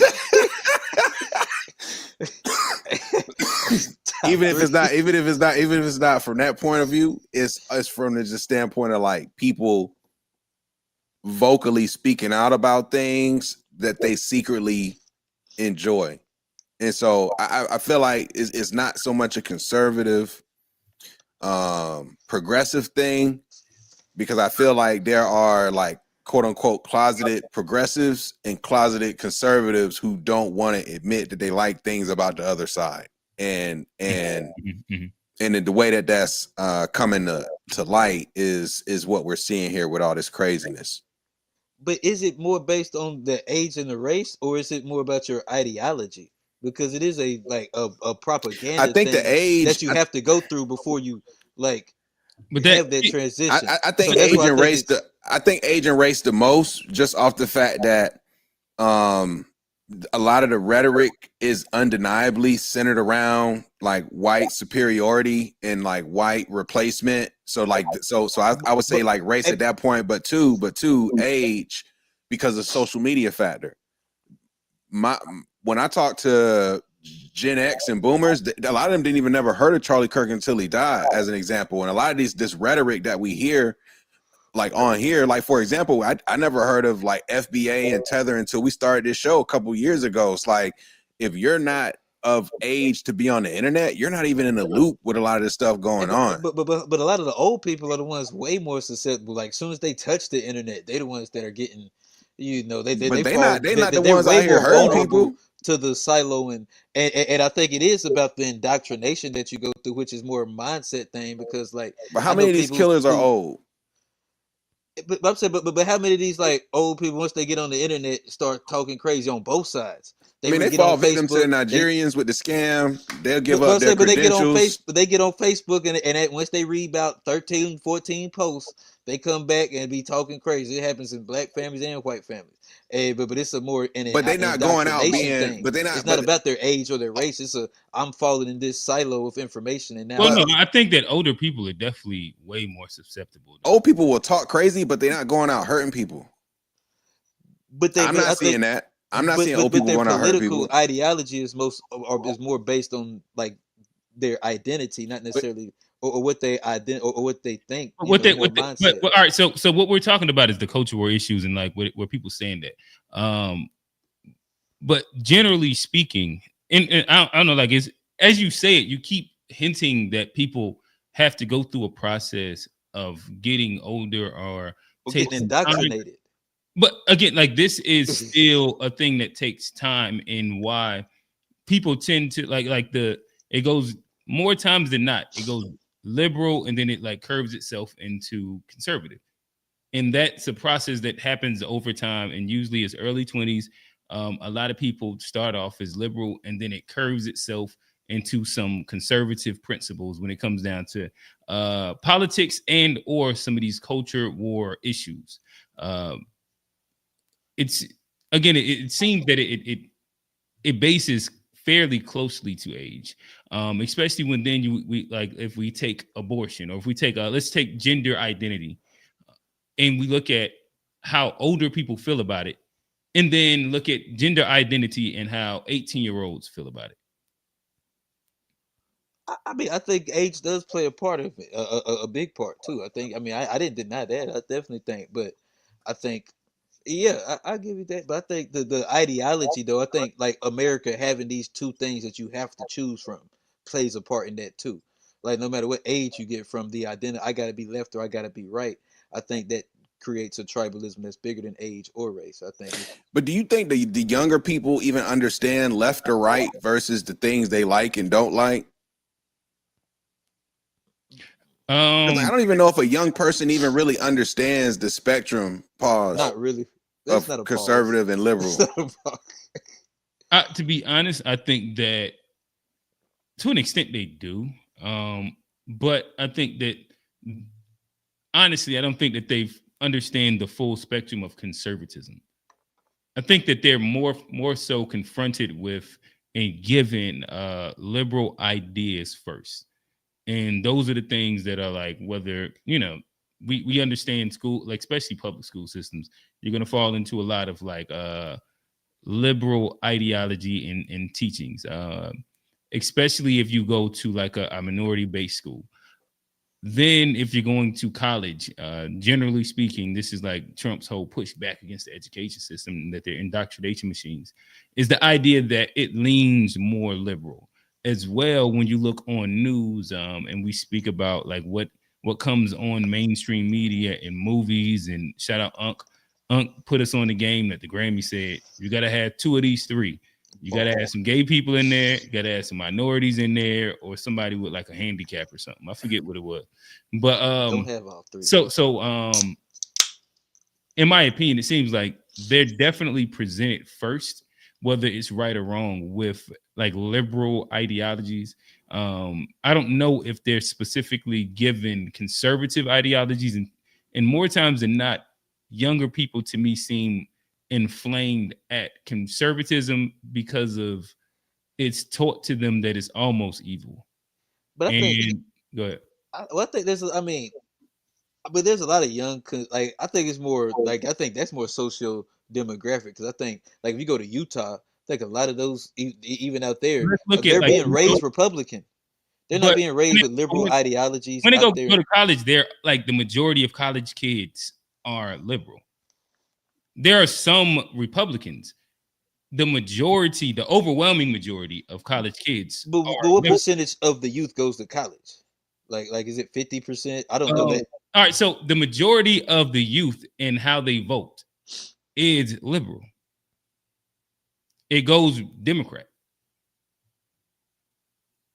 I mean, Okay, I mean, I'm just saying. I think like I know people that have been raised conservative their whole lives with conservative ideology, But and I being know young. And I I'm don't not think making a zero sum statement. So I wouldn't be saying that there are no young conservatives, and that there's not a space for young conservatives. That's what Charlie Kirk did. Like Turning Point started when he was like 16 or 17, and he ran that and he pushed it, and the whole ideology was grabbing young conservatives and converting young youth into conservatives. so. There's That's a space for it.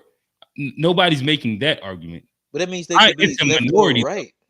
huh? Like you think there's the hyper minority, or you think it's more 40, 60, 30? Like I think it's a I think growing. maybe you can say like a 30-70, 80-20 is not close. I don't think that it's close to 60-40 at all. Okay, I mean, I'd have to look, but I've always seen like conservative young people, and like even back in the day, I went to school with a few of them, so I can speak on this. But even back in the day, we consider like the young Republicans, we can, kind of put it on racism, be like, oh, that's just the race, But but it was a was it more racist whites at your school or just regular, like probably liberal leaning whites? it was it was probably more liberal whites, of course, yeah. But it was still this whole thing, and like I get it. But nobody's saying that they don't exist though, and that's the only thing that I'm. Especially in South Carolina, we know they there. But I also think that if you're in South Carolina, which is South Carolina, Alabama, Mississippi, like man, we ain't got that. They start getting like some but Georgia if there you're saying, and you went to a primarily white school, it still was majority liberal. Imagine you're now in New York. Imagine you're now inside, like California or something like that. What do you think those numbers look like? I get it, but I mean, I'm saying that I think there were some smaller schools that were like completely white, where I think their numbers were probably closer to 50-50 with some of those things. I think. I'm just saying, like your anecdotal evidence points to the fact that even inside the most conservative states, the youth was more liberal, and that's backed up by what the stats say in general. Also, I agree. All right, fellas. I guess we can we can move our way up. How much? But yeah, I agree. It's still more. Yeah. All right. So again, we're talking culture war. So I guess we could start here. By default, because the right won the previous election, does that mean they're up right now? Does that mean that they are winning the quote unquote proverbial culture war? Trump got in, but Trump has did a lot of shit since he's been in. But that last election, they got the dub. Some people say belt to ass. Some people say it was the most popular vote. The Republicans, they say, hey, take them electoral colleges. Are they winning the culture war? I think they said that the biggest rated ad that they ran was directly on culture war lines. Trump is for he and her or something like that. Kamala is for them and they. She supports trans rights in prison, surgery, what are y'all thoughts? Who's up? I think they haven't won it, but I think they're fighting back. I don't think it's over with though either. I think the Dems was up big. The Dems was up big when? About 15 years ago. Okay. But now they coming back. And I think I think they coming back. I think the Dems still got them, but I think they, making that last. They catching up. I think the Dems are still necessarily winning, but I think the Democrats or the Republicans are closing the gap, and I think they're closing it a lot more quickly than people anticipated it for sure. I think Democrats still winning. Okay. I would frame it differently. I would say, so how when Toronto won the ring, the Raptors got a ring with Kawhi. Yeah. You saying KD got a blown Achilles? No. I'm not saying that. But But Take I'm that. more so. Never I'm more mind, so I ain't even gonna hint at the joke that's left out there in the air. But go ahead. what I'm more so saying is that even though, like, right after they got that ring, everybody knew they won't go win it the next year. They still got that year to say we the champs. You get what I'm saying? Oh yeah. That's the Republicans right now. Ooh, that's a That's take. that's You that's said Trump that's the right now. Republicans right now. That's Yeah. that's the party right now. Yeah, they got the last ring Oh, I see what you're undeniably, saying. Oh, okay. undeniably. Hey Kofi, I didn't even give a take on Kamala. He can't even talk about it. Can't even say. I didn't even give a take on them. I said what Trump Oh man, Trump ad said Can't say that. that they also said was like really popular. Who won? Who won after Toronto that year? thank Giannis. Yeah. We had a little weak run of champions. But yeah, I think this is what it is. It's like, you know, the Democrats did so bad under Biden in that election, that the Republicans just, like, you know, it was kind of like a blown Achilles. If you not gonna lie, like, everything crumbled for the Democrats. Not only did they lose KD, Steph went down, everybody just went down. It's just like they were depleted. The Democrats were depleted going into that election. Kamala was Steph. And all they had was Kamala and that bread that they raised. And the Republicans took full advantage of an unhealthy team in which, you know, in theory, the Democrats just didn't play their hand the best, in my opinion. That's why they lost the election. But that said, the Republicans, you know, Trump had a huge turnout of voters. And you could just, you know, like I said, they got that one. But what is this? What month is this? September. We almost at his first year in office here. Game.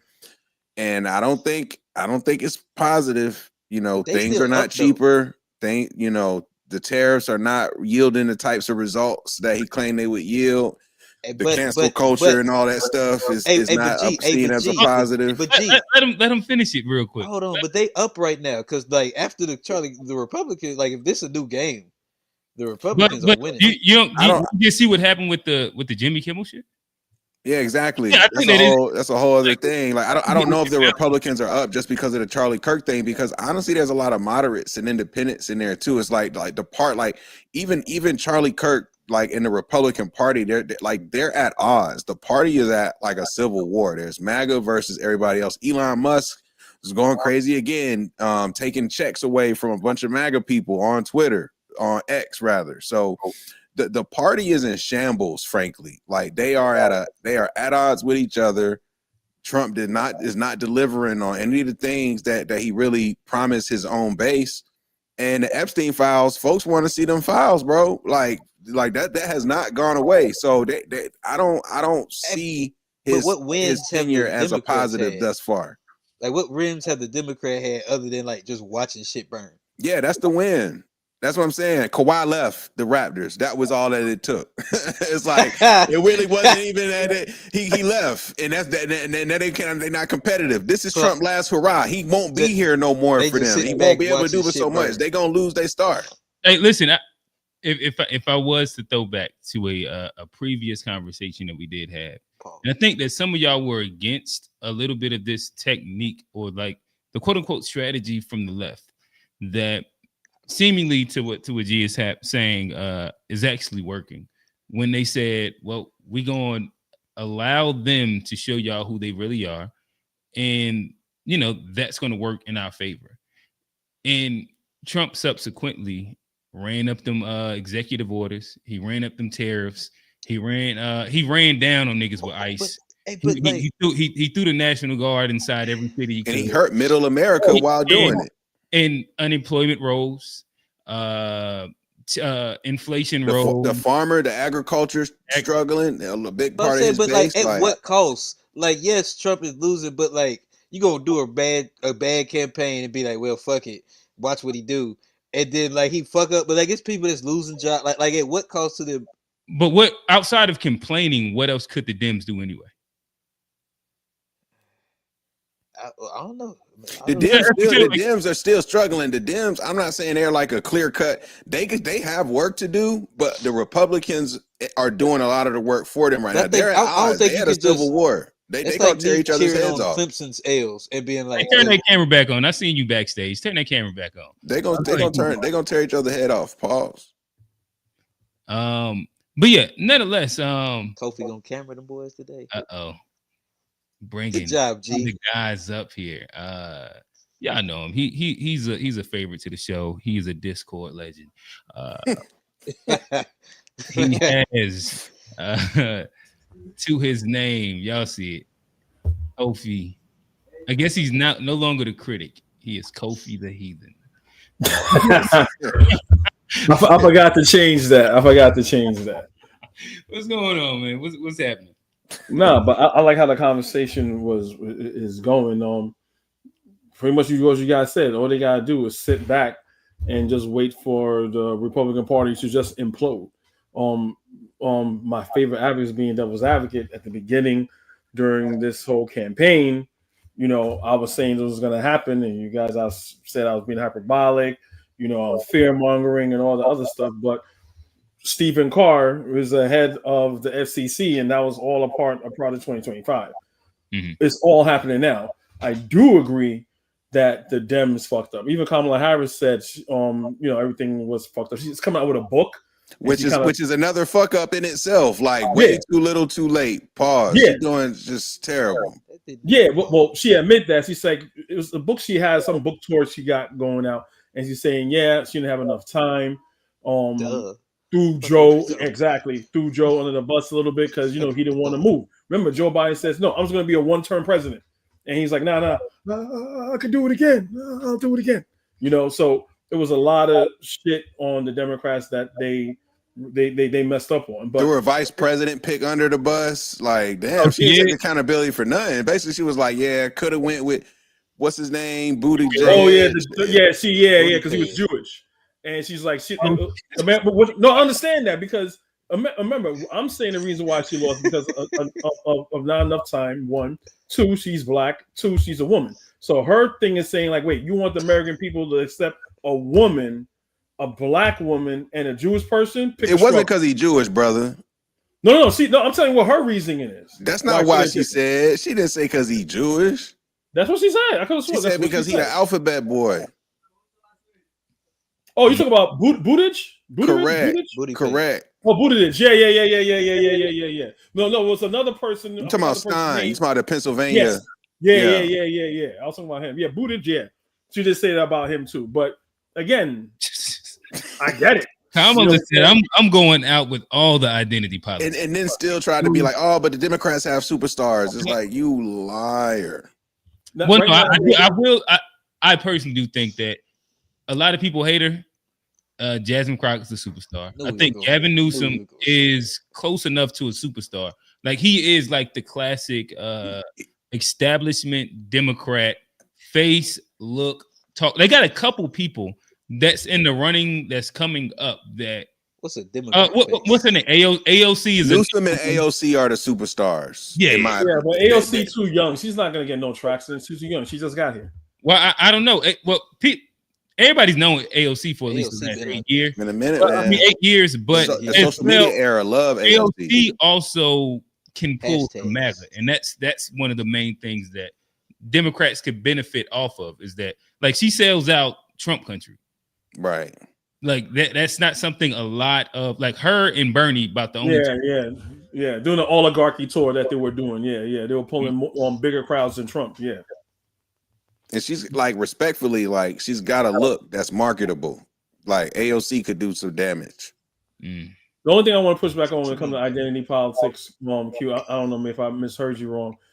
When Harris ran, she didn't make the same mistake that Clinton did. What was her Clinton slogan? I'm with her. They keep trying to force Harris into talk about that. You're the first black Asian American that's going to run. Talk about you're the black one. She stayed away from identity politics. No, Trump that was doing that. My statement was that Trump and them played on the culture war thing, and that was their most successful ad. Was doing the we're for regular Americans and she's for them and they or whatever the whole little trans ad. That's the statement that I was saying. Not that she was running that campaign. It's that they played into that identity politics. Yeah. Yeah, and it kind of backfired because I understand why she wasn't doing it, because for the same thing that, okay, we got a Dems playing identity politics. We already know. She said, look, I don't have to tell people that I'm black. I don't have to tell people that I'm woman. They can see that for themselves. So I'm not going to come campaign on that. I'm going to campaign on what I could do for the American people, where you have the right talking about she turned black all of a sudden, and she turned black and DEI and all this other thing. So the right was always placating this identity politics, where the left was trying to stay away from that, because the left automatically gets labeled, okay, you're the left, so you're for LGBTQ, you're for DEI, you're for killing babies, you're for all these things. So she pretty much had to defend her position on that, but she wasn't campaigning on that. It was the right that was saying, look, if you vote for them, the leftist lizard people are gonna kill your babies and eat it and shit like that. And then the right was saying, well, we're against war. We don't like war. Saying we don't like the Ukraine war, but we don't mind the Gaza war. Give Benjamin Netanyahu all the things that he wants. So there's a lot of hypocrisy on that end. But I do feel that when it comes to culture war, it's embedded in America. There's no such thing as the American race. It's not a fucking thing. American consists of different types of people, shapes, sizes, different beliefs, and creeds. So everyone's going to go on the side that they feel that represents them more. Fair enough. So bringing to the stage another one of our weekly contributors. I do want to start showing more love to like some of the guys that call in weekly and contribute. And speaking to a lot of people that watch the show, one thing that they have voiced to me that they do enjoy is a lot of the call-in guys. Like, they get a bit of like our weekly POV, but then once like the call-ins come in, and then you get like another array of voices and common voices that are consistent, where it can also paint a different POV. They tend to appreciate it. So old man, what's going on, brother? Talk to us. What is your thought? Big dog? What's up? I don't got a lot to say tonight, but the one thing, Q, could you not normalize people coming on the panel half naked? Your boy A Black with his shirt off. I mean, yo, could you please have a dress code, please? All right. I think I did. All right, man. I had to tackle me. I didn't even notice the pause. All right, old man. We all laid up on the couch, got a chain, and got chest hair showing. Come on, bro. Oh man, he was just prepping. He could probably FaceTime. He could get on FaceTime right when he got off the stream. You know, hey, old man, he better get married, bro. Let that man live. Oh, yeah, that's right. He better get married. We getting in his wedding shape. We getting in shape. I got you. Speaking of culture wars, let's not normalize this one. I feel you. So I guess I do have some culture war topics that I want to get us to run down if we have enough time, and just get some of your opinion. Not necessarily if you think that like which side that you agree with, but if you think a side is winning this part of the war right now. Right. But before we get there, maybe Kofi spoke to it just a little bit, but I want to just run down the panel. If you think that a specific side is winning right now, I think that who gave the paper champion analogy just a second ago? G gave us that one. I don't know if Johnny, if you really said who you. I think the left is up, but the right. Okay. I'm looking at it like the fourth quarter. Okay. So I think the right's gonna come back. Okay. I'll go Kofi, then I'll go Old Man, then we can get into some of these topics. Yeah, what's the question again? Do you think that there is a lead right now? Does either side have a lead inside proverbial culture war? Not necessarily if one side is right or wrong, but if one side is winning in the public, the court of public opinion. I feel whoever is diehard right wing, I don't think there's nothing you can do in order to convince them otherwise. But independents and people that used to vote for, that used to be on the left and say, hey, I'll just vote on the right. People that their vote sways from left to right or whatever that are reasonable. They're looking at the right and go like, God damn. And a lot of them say, I didn't vote for that. And I think, again, like I said before, the right is doing it to themselves. They have nobody to blame, even though they're still blaming Biden. They have control of all three branches of government. They can't point the finger at anybody, even though they're still trying to do that. So right now, it's not like you're saying that the right is losing because of some of the recent, like the convertibles. They're the people that can be converted either way or swayed either way. They're starting to look at the right and be like, yeah, I was wrong. Maybe I need to go back center or push back left. Pretty much, yeah. Okay. So not even as much as the left is winning, but the right is losing at the moment. Oh man, talk to us. I really think they're both losing right now. I mean, they're so fluid. You got Democrats that are going Republican. You got Republicans going Democrat. I mean, it's so fluid right now. I think that's why the intensity is so high, because one mistake by one side, everybody wants to hop on the other side, and then vice versa. So if I have to give someone, I hate that you call it culture, but if I have to give like a political side advantage right now, I still would say Republican, just because they have the power. Okay. But as far as when you guys were talking about Gavin Newsom and popular Democrats in California, he's hated right now. So I keep hearing that a lot from a lot of people. Yeah, it's not a good look for him. People from both sides that they do not. Like, would he not win a re-election? No, he definitely ain't gonna win in California. So his only chance is to go president. Yeah. So he wouldn't win the governor's race if he were to run again, in your opinion. They have to have like is the word incumbent? Because like a Republican, it'd be so hard for a Republican to win in Cali, right? Yeah. No, Arnold Schwarzenegger was a Republican and won as governor. Like they've had Republican governors in California. Used to be a Republican state. Yeah, they've had Republican governors for a sure. hot minute. For a hot minute. Yeah, it's been a hot minute. So the blue wave is more recent with Cali. Yeah, if you go historically, yeah. Okay. But like Arnold Schwarzenegger isn't an old governor of the state. You know what I'm saying? No, it's fair. It's fair.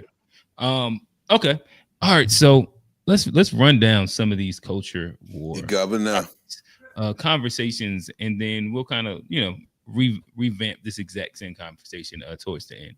All right. So again, when I say culture war, I'm speaking about the conversations around divisive topics that are debated in person, online, and via media outlets that draw on tribal lines that tend to impact the motivation of voters, policies, elections, and society as a whole.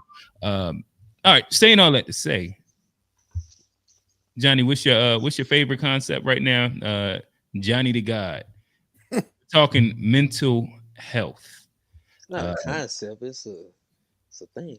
Go ahead. I'll let you ask the question, but it's not a concept. Okay. All right. So the there has been some version of a culture war as it pertains to mental health, and a lot of the right feels that the left leans too heavily on mental health diagnoses, anxiety, XYZ, and that there should be more of a push for stoicism. There should be more of a push for being like a physically and mentally tough person that's able to persevere and fight through. The left kind of speaks to the idea that a lot of these concepts have led to the West, white men and men in general, having higher rates of self-deletion, self-harm rates, and depression.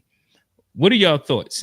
This mental health conversation in the public square, not explicitly, who do you think is like which side that you agree with?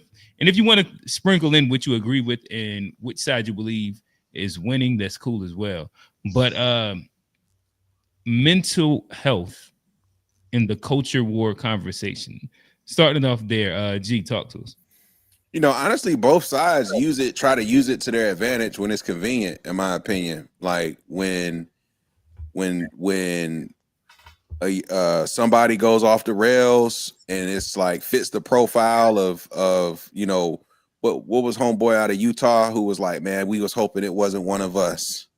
Oh, So, the governor. yeah, he was giving that speech and he let that slip. He was hoping it wasn't one of us. Like, I feel like whenever the killer ends up being one of them, similar like a Dylan Roof, it's like, oh, where's all this sympathy? You know, young man led down a wrong path. Like, we need remorse, mental health. Like, you know, conservatives can show that compassion in certain aspects, but then, you know, in other regards, it's like, nah, they're just very cold and callous to the idea of people having mental problems as it relates to other things that they disagree with. So I feel like both. It's just funny how both sides have inconsistent, like, you know, hypocritical, I guess is more the word, where they pick and choose when they want to advocate for mental health and when they want to quote unquote turn a blind eye to it and say that you can't really blame mental health. So I feel like both parties are guilty of misusing it for real. But would you say that the idea of leaning into mental health would be something that's more left based? Like the introduction of all. Yeah, if you got to attribute it to one side, it's definitely more. I don't know, man. Honestly, because it kind of sounds like the left would have won that culture war moment, and that the right has started to adopt some of it and moved away from some of its classic big muscle, testosterone, stoicism, red pill. In other words, toxic masculinity. Yeah, Unc told me that he don't know what that means, so I stopped using it. Unc got the terms. No, I agree. I think the left is winning when it comes to mental health. Okay. Of course, but I think there's, like, societally, I think there are pros and cons that come with it. Like, of course, but I think, like, currently in America, the left is winning that particular war, whether I agree with it now. I think it's a mixed bag of both. What we need in society, like, toughness matters, but so does, like, you know, letting it out too. So I think, like, in all actuality, it's a balance. But if we talking about America right now, the left is winning. Gotcha. Kofi, talk to us, brother. Kind of reject the framing a little bit, only because the right has. Well, no, I don't reject the premise. I reject the you know, how it's being presented, like the question, because let me tell you what I mean. Mental health should not be something that's politicized, and the right has been doing that. Mental health, just health, period. Getting vaccinations, things like that. They saying Trump saying don't use Tylenol because it causes autism. Shit that was never politicized. The right is politicizing it. So when it comes to mental health, right, the right says they care about it, just like what G says. The right says they care about it, but Trump and Republicans is defunding on mental health organizations. You know, that the government has, like suicide hotlines, right? That the government provides. They're disbanding that. You know what I'm saying? So let's say if you're a vet, I know vets, you know, that they really need someone to talk to, right? And Trump got rid of that.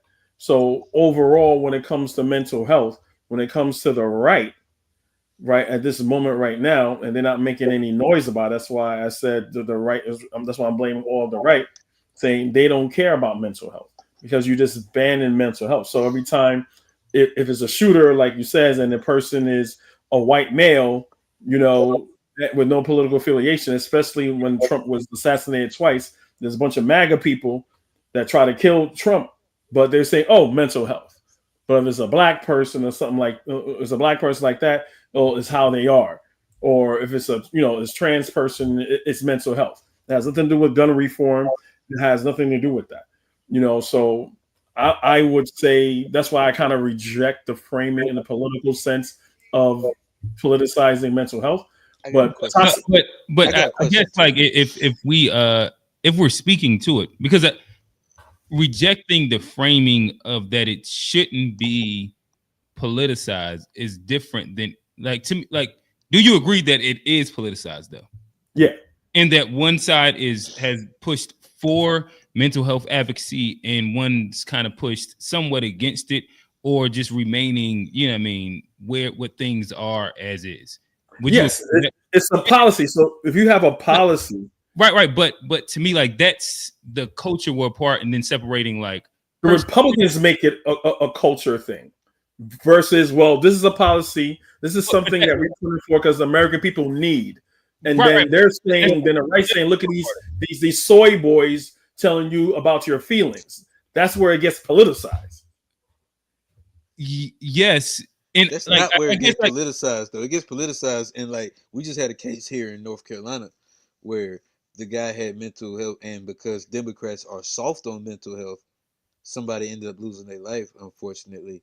And that's where like that's a bigger politicized. Explain that to me. How were they soft on mental health? That I don't understand. Well, the guy, you haven't seen Trump even talked about it. Where the guy he had a history of mental health issues. The Democrats had give chance after chance after chance. It had been documented. His family had complaints, and every time he went to jail, he would always get out, and it was just a soft stance. And he was they let him out, and somebody got killed. Johnny, it was the bus incident. The local government, not the I federal. don't know if you would frame that as the issue with the Dems. I think that anything one would probably point closer to the Republicans' regulation on mental health facilities and services than you would the Dems' empathy for mental health and their want to help more people that have mental health. But I guess maybe. But I think that's the framing of it though, where like we're talking about like that is how it gets politicized, yes. But I'm talking about services though. Like you talking about like I think there should be more services, and that shouldn't be. Yeah, Dems are for more services. Like traditionally, classically, like the Republicans, the right tends to be against it and more for like prison and yeah. Well, yeah, maybe I need to rethink what I'm saying because I might be on the opposite side. Let me. But nonetheless, the other way. But nonetheless, I guess I was just saying that to me, it sounds like Kofi, more than rejecting the premise, it seems like you just have like a really strong stance on the fact that the left is winning the policy and the right is really, really wrong. Because they're wrong to politicize it, and if they're for the American people, and right, but that's different. Not be against a service like that. Right, but I think that there's just a different conversation, in my opinion. Like, because oh man, talk to us. Mental health, I don't think it's a left or right thing. I think it's just an American issue that all of us need to be accountable for and be what's the word I'm thinking of? Just better collaborate. There's a political term for that, but I forgot.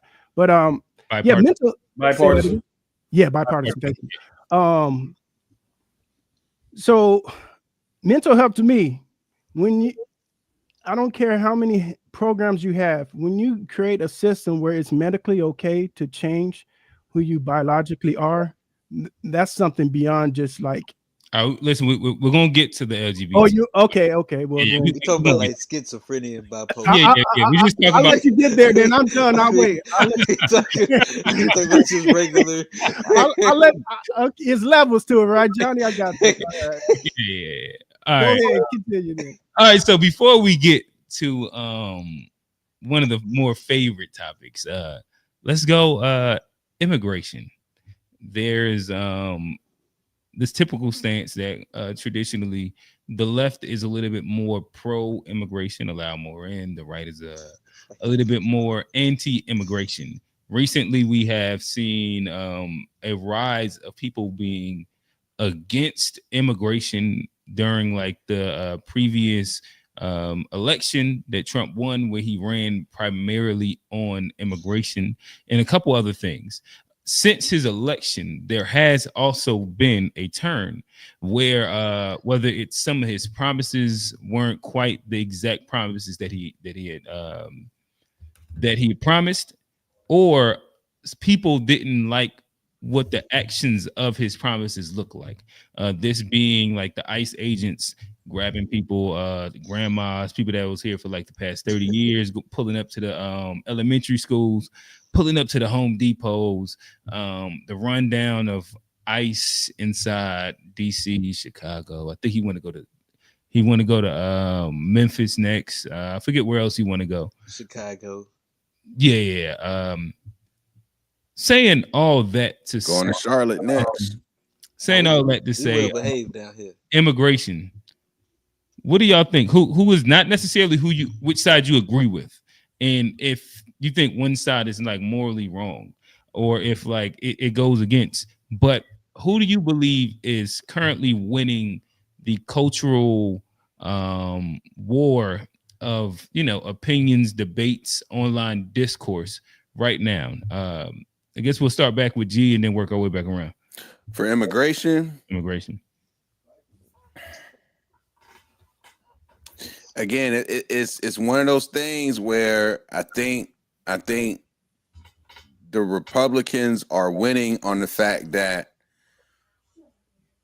like they went on a run, but the reality is like their work is seemingly hurting their base. So it's like, and what's funny about it too is like a lot of these people voted against their own interests, maybe without knowing how anti-immigration will hurt their bottom line working in agriculture. Maybe they didn't really think about that piece of the equation outside of the tariffs. So I think that you brought up a basketball analogy last time. I think that there might be a basketball analogy in my opinion this time. I think that there was this year that Golden State, they had just beat LeBron, and they went on what 72-10 the following year, 73-9 or some shit like that. Right. It was just they broke the record. Yeah, it was BTA in the whole playoffs. I don't know if they even lost the game. Maybe they lost like one. Oh no, they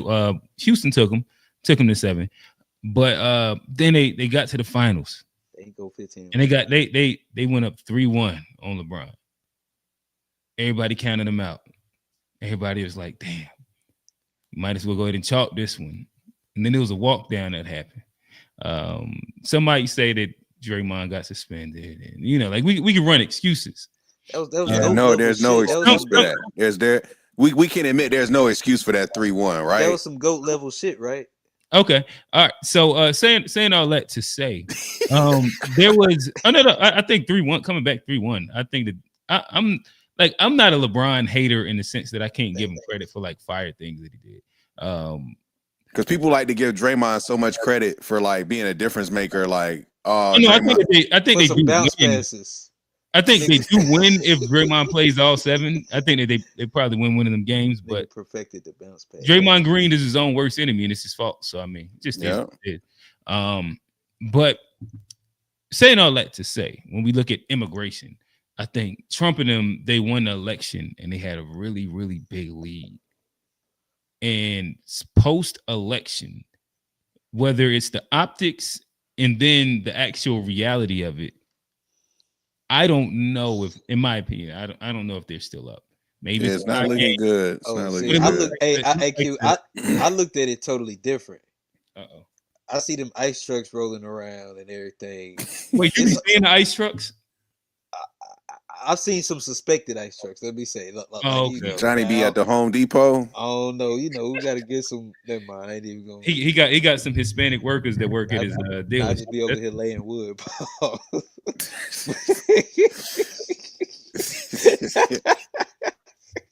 But oh man, we need you again. We need you again. But I'll say, like, it to me, the way I looked at it is seeing all the ice shit going down and seeing like everybody in disarray. I couldn't help but think the Republicans up on the immigration, like they doing what they want to do with it. And to me, that makes but we talking about they the culture war part. So you think that the public feels that they feel still as strong as they did previously? Like Republicans, they have all the authority right now, so they're going to do what they want. But how is the public reception to all of this? If I put it in that aspect, they losing it. They are losing because I think more. If you feel like the red hat MAGAs that you don't want on black campuses, Johnny anti-immigration drinking Modelo's. How about it, boy? I'm not anti-immigration, but I just know This the number one beer in America right now. The number one beer in America right now. I love it. Modelo, my shit. I can't even hate. I ain't even mad at them boys. So like, yeah, I ain't even. They did it with that one. That's a good one. Y'all don't like German beer? Like, what's the deal? No Becks, no Heineken, no nothing. I like of that? Stella. I I'm not a drink big beer Heineken drinker. too. I do Heineken and Modelo. I'm multicultural with the shit. I drink me some ale before I drink me some Modelo. Oh, you tripping. But you tripping. But like I just say like I think like the Republicans are winning, but like as far as just because everybody on 10 because of like what they're doing with the shit. As far as the culture war, I think they have won a little bit of. When it first started, people was mad. But as time is going on, I think there's less and less people being mad. So I think About Democrat what? the ICE shit. You think people are not? They're less You mad. did hear there was a shooting today. Yeah, at like the ICE facility. Yeah, but I mean, I think like the banality of evil. I think over time people get used to it, and it's just something that be a part of. Barry. I think like as it keeps on going on, I think people are less enraged about it. Like They just like was a shooting at the facility. How are they less enraged right now? because they was like fucking up whole cities, and now it's like, and it like there was protests What about it. cities was they fucking up whole cities? LA, they had protests. Like I ain't gonna say they They fucked it fucked up. up the whole city? You say what? They didn't fuck up the whole city. What are you talking about? I said, but there were protests enough to where Trump like came and sent the National Guard. But they and didn't shut fuck up anything. They just was What's doing that? the thing that you said that black mean that you don't want. They did burn up some cars. They did burn I'm up saying, some but cars. like it died It down was after mostly that too. peaceful. It died down after that, and the ICE kept on. They were doing- damaging border patrol vehicles and ICE vehicles, throwing shit at the windows. They were doing some.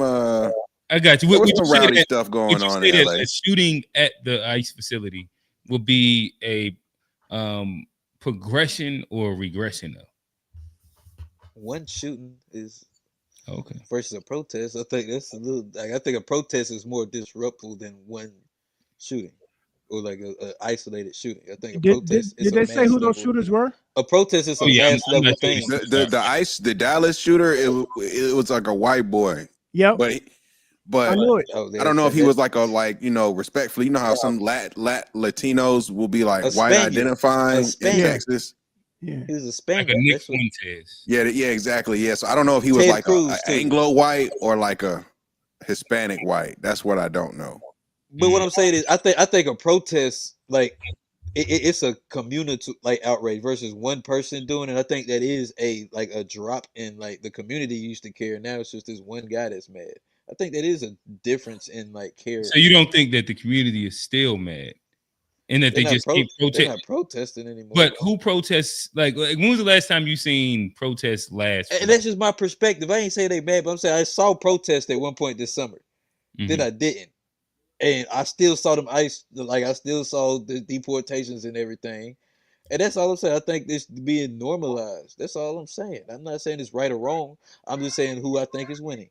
I'm not that I agree with it or not, but I think like right there, to me, it looks like the Republicans are winning. When it comes You to had a immigration. kid birthday party. Say what? That's me, man. My two sons just came from college, man. I don't know what's going on in the other room. They all screaming. Bro, I got like 7 people in my house, man. So yeah. Okay, yeah. Now it did sound like a happy birthday. I was like, man, it's time for the little niggas to go to bed, man. You gotta put the little niggas to sleep. They are way too late. Man, I got teenagers, man. It's teenagers, no kids. Damn. Hey, back in my day, teenagers had bedtimes too. Well, you say they back from college, so that's different. Yeah. Oh, what this fall break? Nah, my son had to come down here for something. That's all. My two sons. Got you. And it's a Jewish holiday over here today, so it's New York. Oh, y'all observe Rosh Hashanah. Oh yeah. Oh, so the New York colleges they observe the Jewish holidays. Well, no, this is a public school. My son's down here for something different. But yeah, the public school is also closed. So it's a combination of a bunch of things. Got you. All right. Yeah. Did you give your POV?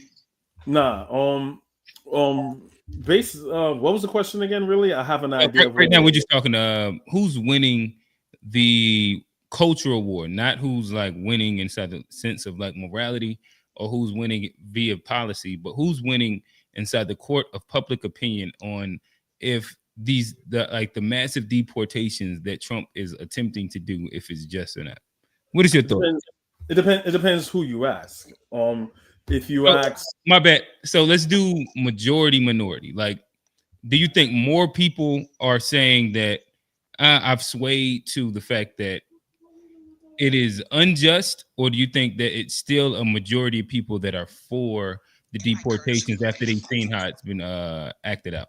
I'm gonna say the consensus is that it's unjust because it's spilling over into due process and 14th Amendment. So a lot of people that, let's say, is neutral on it is now tapping in because it's now obviously may affect them. So I think for those two reasons is where more people's like, again, and I've seen it in certain spaces, Republican spaces, they say, hey, look, I thought I was just voting, for them to get rid of the criminals, but they're getting rid of abuela. You know what I'm saying? They're getting rid of hardworking people, even to the point where people that voted for Trump that own farms and manufacturing were saying, hey, man, come on.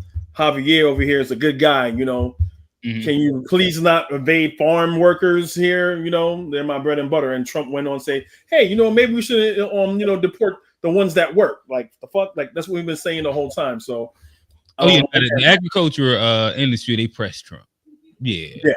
So I think again, the Republicans is falling their own sword, and Democrats is like, oh wow, but they may fuck this up. Hopefully they won't.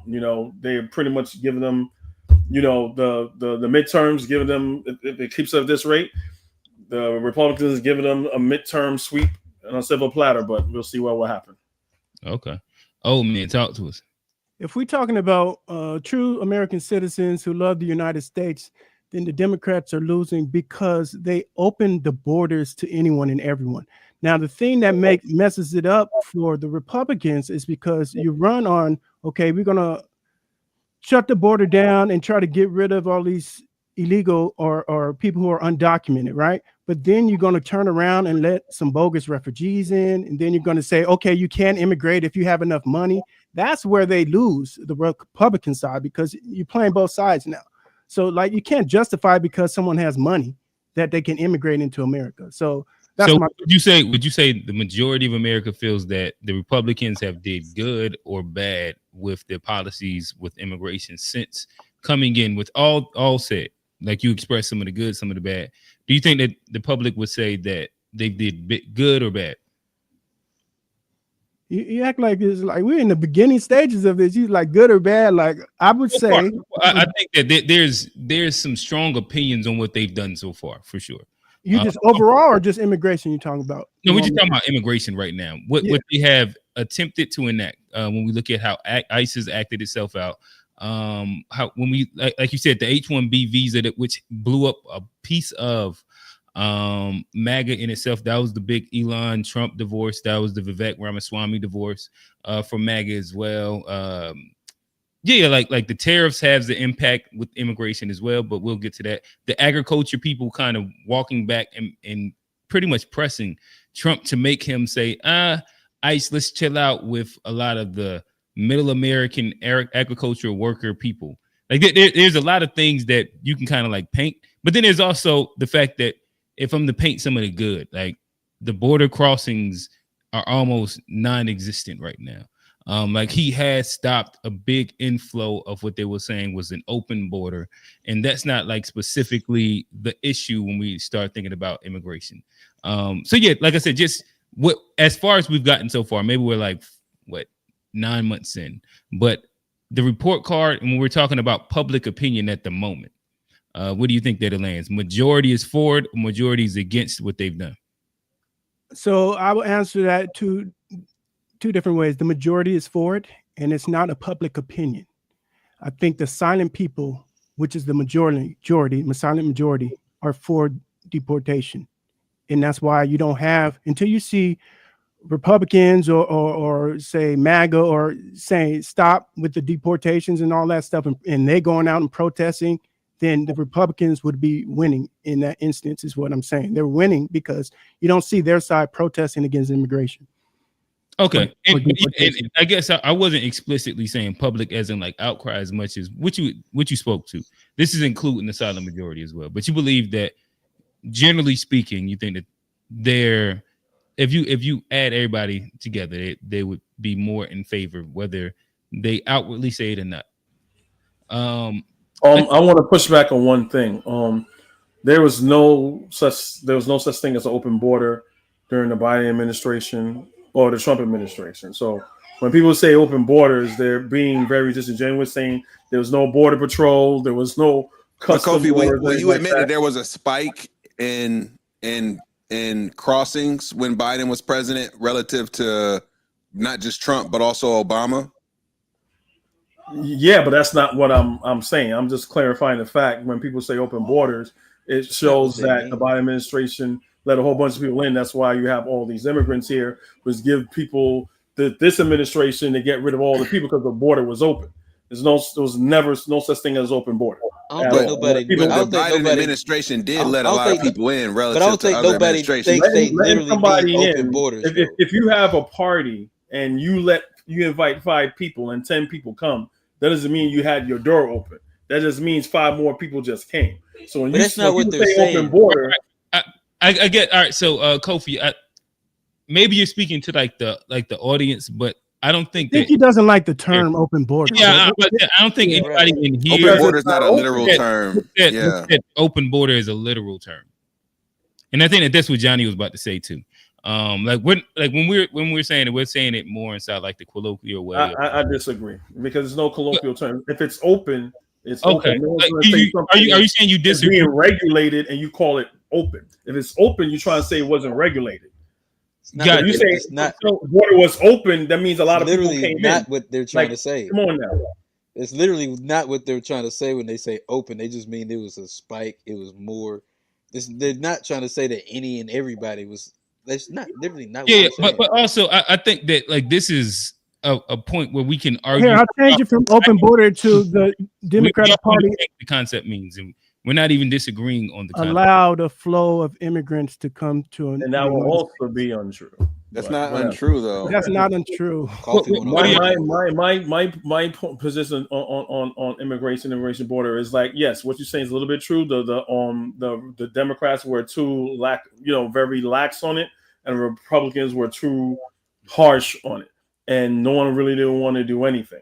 But again, if you want to blame it for that, when they did the deal for the border, Trump told his people not to close the border when it was open, and he told them to vote against that so he could run on something. Yeah, he wanted to run on it. That's it. Yeah, that's all right. Nonetheless, I guess we can move on to our guy. Old man hinted at this, so I'll start with him as we speak about LGBTQ and gender identity. You can loop in trans within this, in the he, him, them, they conversations, just like the whole gender identity space in LGBTQ. Again, not if you agree or disagree with it, and you can give your opinion also if you agree or disagree, but in public discourse, inside the the state of where currently we are, who is winning the culture war? Is it the left? Is it the right? When it comes down to LGBTQ and gender identity. Oh man, we'll start with you, then we'll go to Kofi, Johnny, and G. Talk to us, brother. We talking about gender identity? Is that what you said? Or yeah, like the whole all like if we try to condense it or open up the pool of everything to being LGBTQ and gender identity. The whole gamut. Yeah, like the T is a part of the LGBT. I'm gonna take a Kofi talking point. I reject the premise because I don't view it as a war. Like I don't like the terminology. So do you all right? So do you think that right now there is a discussion about on one side that some people are for them they language, and there's another side that is against them they language? The them they language is just a bunch of BS people What taking. that's an opinion. That's cool, but I'm just asking. Do you think that there's some people that are pushing for it, and then like making sure that you have to like properly address by pronouns and the whole little thing, and then there's a side that is against having to do that and like that and you know like that the whole little thing. Do you agree with that? That like there's different sides to this thing, almost distinct different sides, right? Outside of the internet, in real life, I have never had to refer to anyone as them, they. I'm still only referring to people as he and she and her and him. So it doesn't affect me in real life. When you go through like even if they have it on the bottom of their emails and stuff like that, it's no response. If you, what you say, you'd be like, "Yo." I mean, I think that the easiest thing is just if you know people names, if you call them by their names, it becomes really easy. But I understand what you're saying, but I also think that this is a prominent conversation, a prominent topic, and a prominent thing that people, for better or worse, get fired for, get hired based around. Again, what's Jordan Peterson? He maybe his biggest come up was based off of this whole entire thing. Honestly, this is what blew Jordan Peterson in Canada. Trump ran on it last.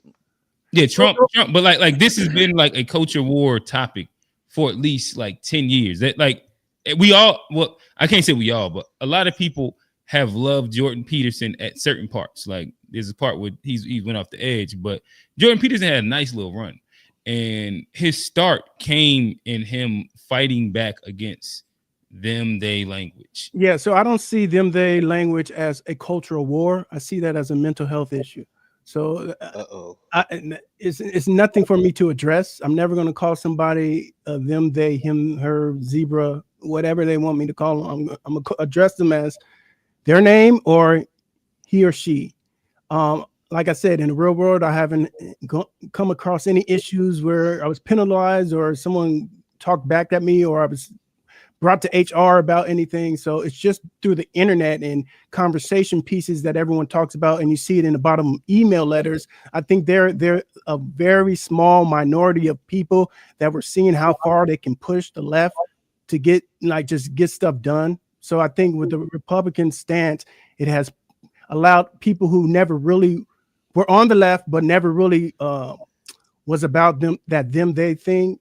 It allows them to be more vocal or just remain silent and address people as usual, as normal. So I don't see it as a war. I just it sounds like you're saying the right's winning. The right is winning it like over there. Well, okay, if you want to say it, yeah.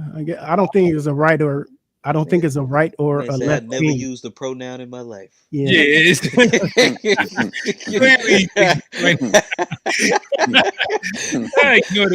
use straight adverbs. I said them, they, that. But yeah, I don't think it's I don't see it as a war like a left. I don't see it as if it's a war, it's going to be a war against science. It's a war against science, not necessarily right and left. Some people do war against science. Kofi, talk to us. Yeah, no, what old man said is absolutely right. I've been seeing some people emails like he, she, him, her. I'm like, what the fuck is that? I'm like, oh, really? That is a thing. Even you fill things out, you see that. I'm like, I mean, I don't know what to say when it comes to this. Is that a notion that side is starting to win? That if even what they call quote unquote cisgender people are just putting he, him in their email tag because of that's what they've been fighting for. No pun intended. Is that not a sign of them winning, quote unquote, the proverbial culture war? Yeah, when it comes to that far end of the left, unfortunately, yeah, because they're doing it. The right to complain about it, the rest of the left could complain about it. You know what I'm saying? But if there's someone on the left complaining about it, they're not saying you're really on the left. They call you a bigot. They call you hateful and all this other dumb shit. But it is something that they are, I don't want to say getting away with, but there's a space for them to do that. And a co-worker of mine is a network engineer. He said he used to work at this other place. And it's probably like a couple years ago. He said he was working with this guy. And let's say it's call him Tom. Working with Tom and everything is fine. Then Tom went away for like a week. Then all of a sudden we had this new hire named Tina. And I'm like, fuck, who the fuck is Tina? And he sees Tina and he's like, okay. Then before Tina comes, they bring everybody in a room and say, hey, we are a company that we embrace diversity, change, and things of that nature. And we expect everybody here to respect people's life choices. And like, what the fuck are y'all talking about? He's telling me, and all of a sudden, here's Tina. And he's like, oh, fuck, it's Tom. So he felt a little, trying to ignore the wig and the makeup and all that shit. And then, again, he's worked with this guy for years. And one day he said, yo, Tom, what's up with blah, blah, blah, blah? And all of a sudden, he's getting called into HR. He's like, what's going on? Oh, you misgendered a coworker. He's like, what are you talking about? He called Tina Tom. He's like, look, man, I understand that. I didn't mean no disrespect, but I worked with her for 3 years before she became Tina. So my bad, you know what I'm saying? So that's the bullshit that, yeah, the left is winning when it comes to that. And then most people, and we got to also understand that gender was made by France. I forgot the guy's name. It was a psychologist in the early 1900s that did an experiment, white guy, of course, that misgendered children and see how would they grow up with female and male attributes. So he'll call the male a female and female a male and treat them in that way to see if they'll grow up with different attributes. That's why gender was pronounced. So when the left says, oh no, gender and sex is different. Yeah, as of lately, because of the bullshit that person did. So don't talk about gender and sex as a real fucking thing when it's a new phenomenon. You know what I'm saying? So that's the shit that they do on the far left that I hate. But yeah, I think they're all winning. All right. Johnny, talk to us, brother. I'm gonna put this out there. I like my pronouns like my women. I like her, she. I get it, Hershey. Y'all will catch that. Y'all will catch that. I like my pronouns like I like my women. Her and she. Her, she. And is that supposed to also be like, I'm about to say, is that supposed to be a chocolate flip also? Yeah, that's a flip. Y'all will catch that one later. But I thought you, never mind. It's a new year. It's a new year. Yeah, we good. You're not getting frostbite no more. You're not playing in the snow no more. We good, bro. We good. We straight. We up out of there. But I will say the left is winning. I'm gonna bring it back to Charlotte for another example. We were supposed to have an all-star game. And then we didn't have an all-star game. Okay. They changed the law. Wait, they did have an all-star game in Charlotte. Yeah, Johnny's going like he throwbacking. After they changed the law. Cole performed and everything. After they changed the law. We were supposed to have it in 2017. The bathrooms was fucked up. Yeah. They switched the bathrooms. We had it in 2019. The bathrooms in Common Market, I was confused the other day. I was in there. I didn't know which one I was supposed to go into. They winning. But be honest. Shit just called bathroom. If you go to Common Market, you go in bathroom to go into. You're going into the playground when you go to Common Market. Ain't nothing but IPAs and gays. It was over there. I was going to shout out VVG. I was going to a show. I had to park over there. Had to take a piss.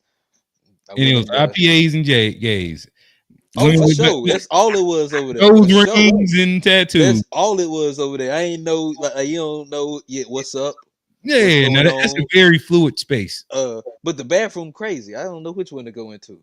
Well, they didn't have unisex bathrooms. Either he, her. The bathroom used to be male, female. You go in there now. Like bathroom.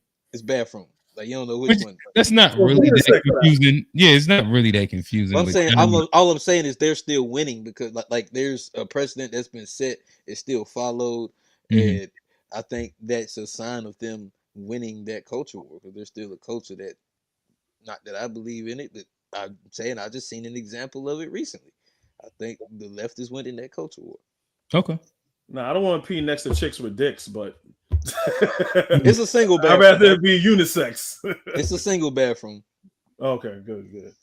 Same thing with Whole Foods. Whole Foods is like Whole Foods has some funny shit. You don't even make no sense. What did you just say? Like, it didn't even make no sense. He sound like a conservative. You said. Hey. That was the MAGA point. Yeah. Yeah, he said he that was definitely a MAGA point. I'm conservative when it comes to that. He would have voted against HB2. But that's why I said it's not a Republican Democrat issue. What's more gay? wanting to pee beside a man, or wanting to pee beside a chick with like why is your issue so much more with one versus the other? Like they both equally like why is, if you gotta piss, why does one matter? Actually, I think that maybe there's an argument that a woman identifying as a man, it's more straight to want to pee by that person. There's still a vagina there. Exactly, and she don't know the rules where if there's an empty stall between us, you go to the other side. You don't piss next to one swallow away. You rather pee with a girl who got like the fake strap where it just like drained through, where she just like act like she's doing something at the urinal. Lift it up. You just want to give her shit like a shake, just off the rip, just so she can give her shit, give her shit a shake. You feel? Hey, you know better than me, G. I don't know, but I don't know. Like, I don't know. You're the one who thought about what you rather pee beside, not me. But look, all I'm saying is, I'm in there. When it comes to like, I think most men don't really care. I think most of the issue is involved around females, and if men go into females' back, and really protection of children. Yeah, dudes don't care who's in the restroom. If a nigga got pissed, he gonna piss, bro. Yeah. Should I piss beside that was a tree. Like, have y'all ever been to like a concert and like the stalls don't have no kind of barrier and it's just like niggas lined up against the wall taking a piss? Like that's just what it is. Like bathrooms and stuff like that. Like, it's like 95, bro. Like, no, it's still like that some places. What? That's crazy. The trough, that's what they called it. It was a trough. And everyone not a trough, but like they got like the urinals don't have blockages. It's just it's just like one long little thing. Yeah, not just the one long, like you got the joint where it's just like a big ass tub. Like that's the old school shit. But there's a lot of spots now, like if you go to like a ballpark or arena, some shit like that, the wall will just have a bunch of urinals lined up with no separation. It just straight wall of urinal. You gotta hit the motherfucker with that, bro. You gotta get in there. And, you gotta angle your shit, bro. You gotta. I'm just saying. Like, that's definitely been a thing. Yeah, that's like regular shit. Like I'm just saying, like the bathroom thing is not an issue, but the real for real, like we talk about this Tina Time thing. My only sort of response to that is like from a name perspective. From a name perspective, you're like, "What's up, T?" That's it. Hey, nickname you were getting in trouble. I feel like you should respect people's name changes. Like people change their names all the time. I feel like you should respect people's name changes. Now, as it relates to you moving into liberal G right here. I like like look, if you change your name to whatever legally you change your name to, like people should honor your name. Like that's your name. Go back to Cassius, like Cassius Clay made niggas pay for calling him Cassius, right? He's like, you gonna call me Muhammad Ali? I'm gonna whip like.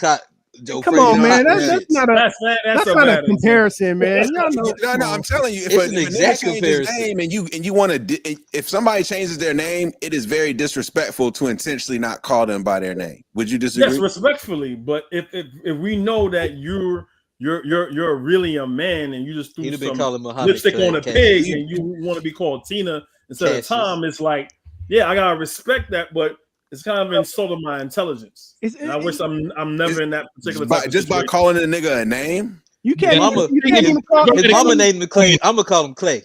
Motherfucker Clay, I'm gonna call him Clay. It's more than This is a very conservative. This is a very like a next conservative change point of view. This is a very conservative point of view from the liberal. I just want to point out. By it's the way. more. It's more than just a name. It's like you can't say, "Hey, bro." You can't say, "What's No, up?" no, you can. You can. A You lot can. of stuff, bro. You can. No, no. See, y'all. Yeah, I'm what's talking up, about sis? strictly the name. Let's just talk about names. Just names. Yeah, if you call somebody their old name, I think that is outside of pronouns. But if I say my name is no longer that, yeah, and you still choose to call me that, that's disrespectful. That's all Now, I'm saying. would you That's all report I'm me saying. to That's all AR I'm for saying. misnaming you?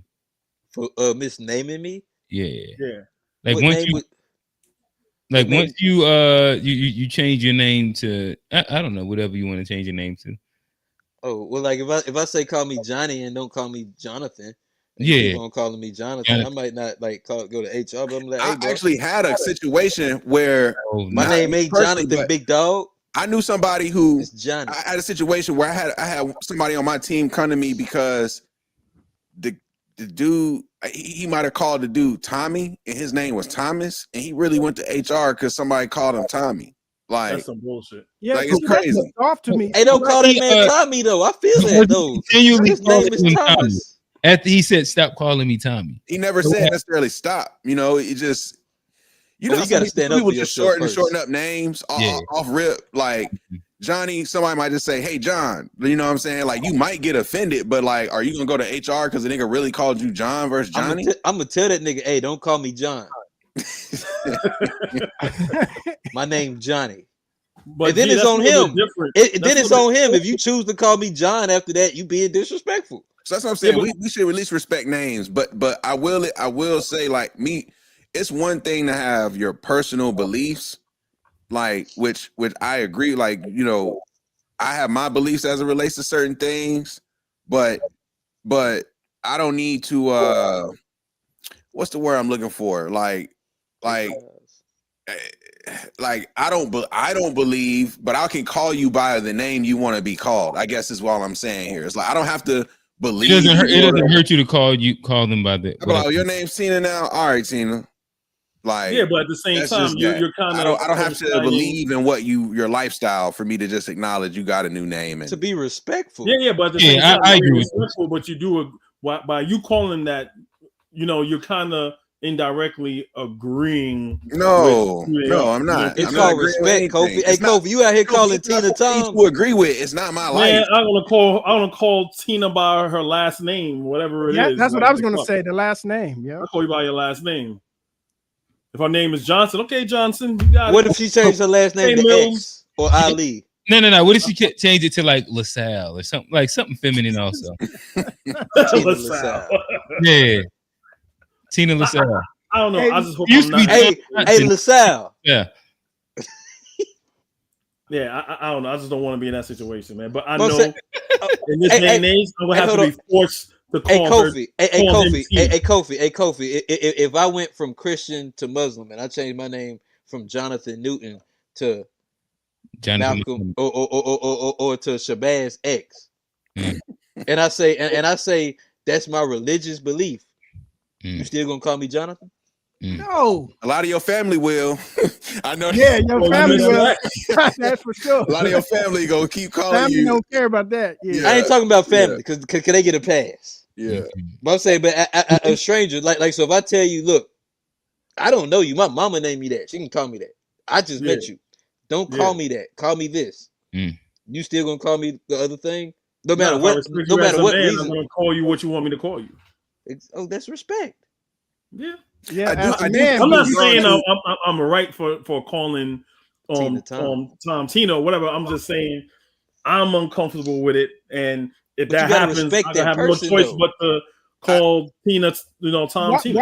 Why is the respect one way? No, you know that's what I'm saying. I do think That's we've true gone too, too old far. man. I That's do true think we've too. gone too far in terms of like if I see somebody and they look masculine and I'll be like, sir, or if I see somebody they look feminine, I'll be like, ma'am, and then you not really don't identify with that, but like you present like I see that. Well, I get that because if Like- you got a like beard conventionally- and I call you sir, you shouldn't be mad because you got Yeah, a beard. exactly right. Or if you're clearly You of got a beard, a ma'am. female body got a type, fucking and beard. niggas are old school and they say miss or ma'am, and you get in your feelings because you got called a like, you know, I think that's where it's gone too far. It's like we should studs being mad.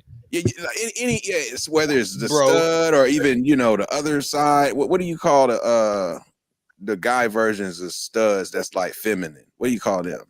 A drag queen. Bitches. I don't know. Metrosexual. I don't think it's metrosexual. Dude, listen to this liberal. Listen to this liberal talk to his peers. No. I'm with you guys when it comes to this. Listen to this liberal. Nah, stay over there, Kofi. This closeted liberal. Stay over there, Kofi. But no, all right, just to make sure that what will be, I'm gonna try and get as close to proper because y'all just went inflammatory. The liberals. What would be a virgin? I guess is it just a trans woman? I guess I don't know. I'm not familiar with these. A trans woman is a man. I think not Steve said the word last week. Is it? He said femboys. Femboy, that's what it is. Yeah, femboy. Maybe that's what it is. We'll just use that for now. Yeah, you know, like at the end of the day, if I see you as a quote unquote male or a man, and I'd be like, bro, and you don't identify as bro, you can say whatever, but like, let's not get upset.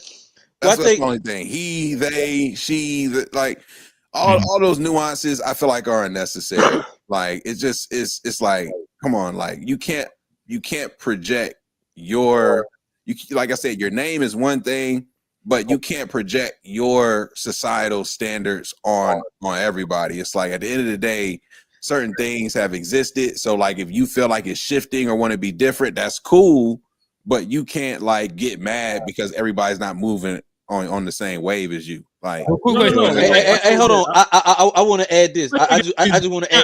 I'm gonna throw it to you. How much of this is like pretend land stuff also? Because I don't personally, I can't think of the last time I had to call Johnny a he or a him. It don't exist for like regular. It's not really like the way anybody has dialogue either. But see, that's my point. Like, hey, hold on. That's my point though. Like I'm saying, so like if like I think everybody deserves a fucker. Like so I'm at the gas station. And bruh is gender neutral. But he got a beard and nails and a push-up bra. And I accidentally say Saucy Santana. Yes, sir. I get that first one. Cause like you got the beard. Like I get the first one. Because you're being respectful. Why you say sir to him? Was he older than you? Cause that's how my parents raised me. I say sir, ma'am, yes, ma'am, no, ma'am, yes, sir, no, sir. I thought you was hitting on him, Johnny. That's just how. Was he your age or was he older? That's just how I was raised, bro. And it don't even matter. Do you say sir to your peers? You ain't never said sir to me. I say boss. I do say sir. Like especially if you ain't saying no. If a motherfucker look 52, I'll be like, yeah, yes, sir, or whatever. So he look older than you. He looked a lot older than me. Like the beard had gray. Oh, okay. Like nigga, you ain't that damn young, nigga. God damn. Like let me think I'm like let me feel that like let me like whatever illusion I want to have. Let me have that. I'm letting nobody have an illusion. Let me have mine. I'm still 25. Like whatever. But okay, so you respected him because Johnny one of them good hair niggas, man. He like my shit black, my shit shiny, nigga. Wavy. I got a couple grays in there. But my thing is though, I get the first fuck up. But like if you come to me and be like, hey, this is what I prefer. This is what the thing like respectfully, like as long as like if I receive you next time, I'm not gonna go out my way to disrespect you if you told me this is how you feel respected. Now, what I personally feel about it is something that's totally different. But if somebody be like, hey, now if I know it's a pronoun thing, I'm probably just not gonna refer to you as either one of them. Let me Big ask you dog, this. boss. But like, I'm not gonna go out my way if somebody done said, hey, this is how I want to be referred to. I'm not gonna go out my way to disrespect them just off of because I feel like, nah, I'm gonna be respectful just because that's how I was raised. I ain't gotta personally agree with none of your shit. But like, why cause a conflict unnecessarily? And I agree with Johnny. As the only liberal here or whatever. At the end of the day, you showed your true colors today, Kobe. I'm more liberal than you tonight. You are not a progressive. For real. You are not a progressive. Johnny actually, you are what? Johnny might be the most liberal, to be honest. He's like pro cancel culture, the whole thing. Tonight, I'm on my liberal shit, bro. I don't know if you really got too many conservative points for it. I mean, I do, but at the end of the day, I agree with Johnny. It's all about a matter of respect, especially if you with someone, you have to work with the person, you have some sort of relationship with the person, and they say, look, this is what I want you to refer me as. It's about just respect. It's not agreeing with their name. It's not agreeing how they say their name. At the end of the day, it's about respect. And I think if we just all respect each other, a lot of problems we would avoid. But I agree with Hey, you welcome, Kofi. That boy for the human decency. Pretty much human decency. Human decency. I think anybody any less because of what they like to do in their private lives. Like, I shouldn't know what you like to do in your private life. This is the problem. You're bringing your private life. Yeah, they're bringing your private life. Let old man hop in here real quick. I That's think the problem. You bringing stuff that happens in your bedroom to like the company. It shouldn't even be. I agree. Doesn't even need to be a conversation. It shouldn't be a conversation. And the problem is, again, if we're gonna be 100% accurate, if Tom is now Tina, and they want to be referred to as her, wouldn't it be? Isn't that inaccurate? Shouldn't that be a trans her, or a trans him, or a trans? You get what I'm saying? Because like, if you're gonna be 100% who you are a trans her. You're not a her. You're not a him. If I you're a bigoted bastard. Trans women are women. Yeah, there you go. That's the liberal shit I'm used to hearing. Yeah, exactly. Hey, did y'all see the clip where Mark Lamont Hill was talking to Candace Owens about? I remember seeing a debate before. Women can have babies, or if it was so. She packed them up. This was maybe like 4 or 5 years ago. Yeah, I remember the debate. Yeah. Same thing with the Ketanji Brown Jackson when she was being confirmed. Then they asked her what's a woman, and she couldn't fucking answer it. It's a trap door for political suicide on the left if you were to sound like us. So yeah, I just got to say words matter. And if I'd say, Johnny, hey, you need to go to this club, there's a lot of women with dresses on. But if I say, hey, Johnny, there's a lot of men with dresses on, are you gonna go to the club? No. All I know is I've never taken no recommendations from old man. A dress, a bra, titties, fake hair does not make you a woman, and vice versa. So like, we have to be able and have the freedom to describe someone as they are.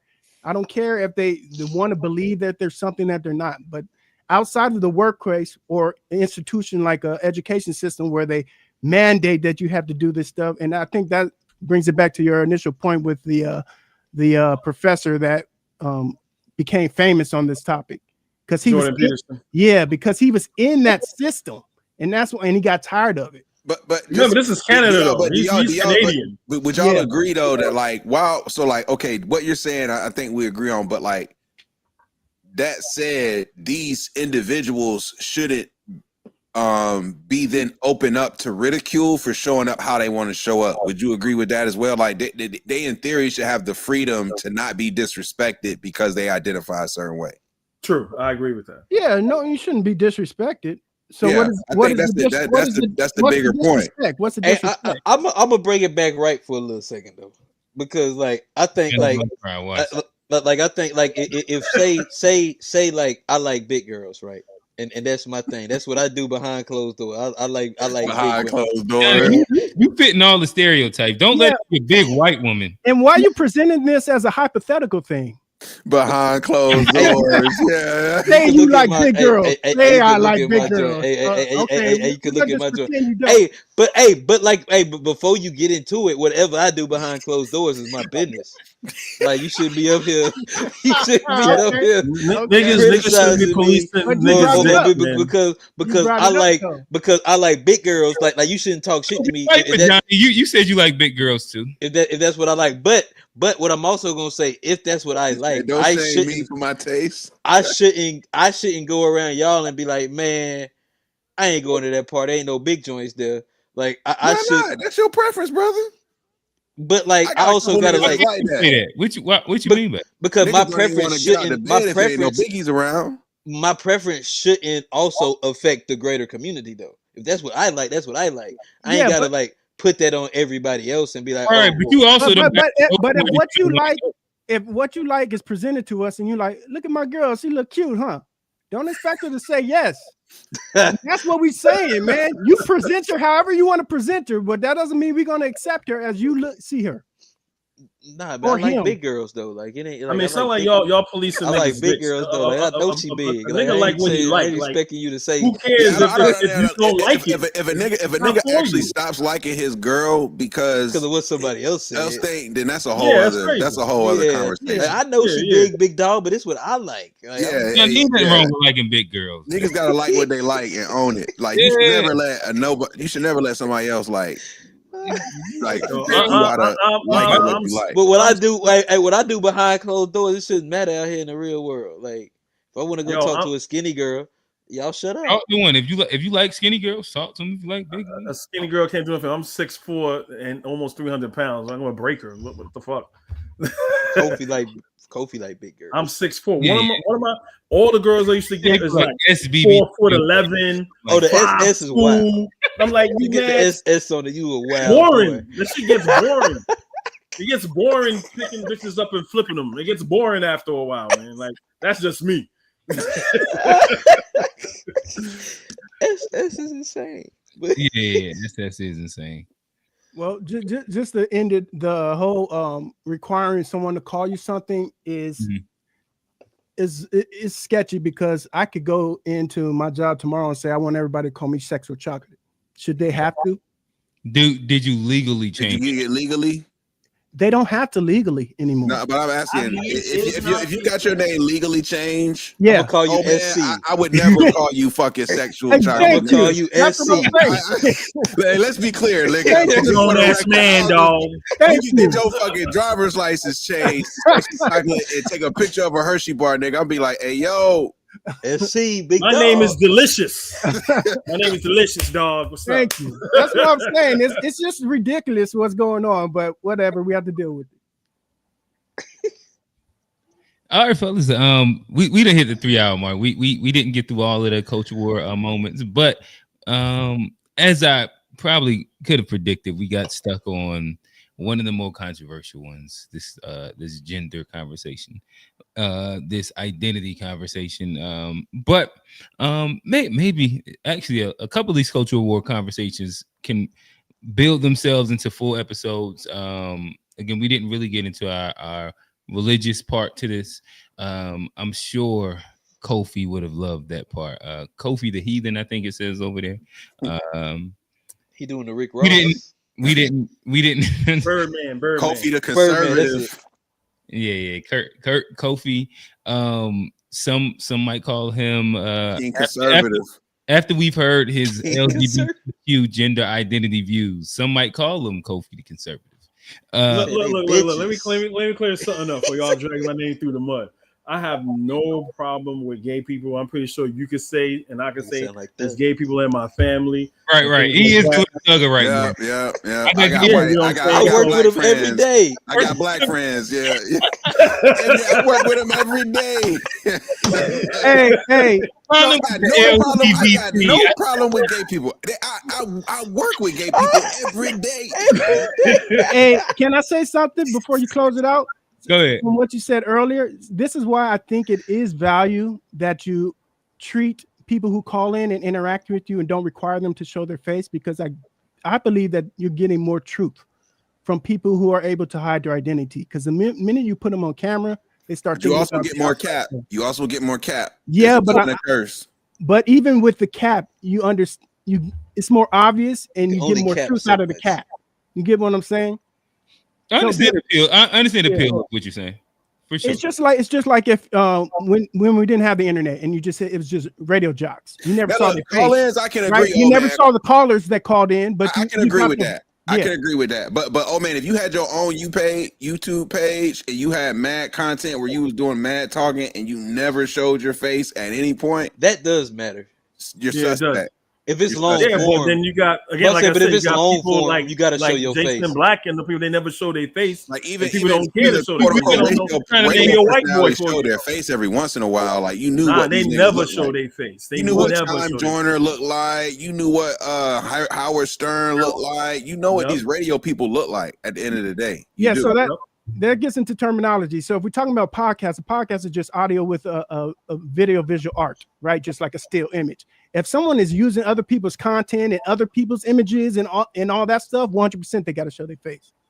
But if it's just like a steal of podcasting and talking about this topic, it should not be a requirement because that. Okay, I can rock with that. That's a great.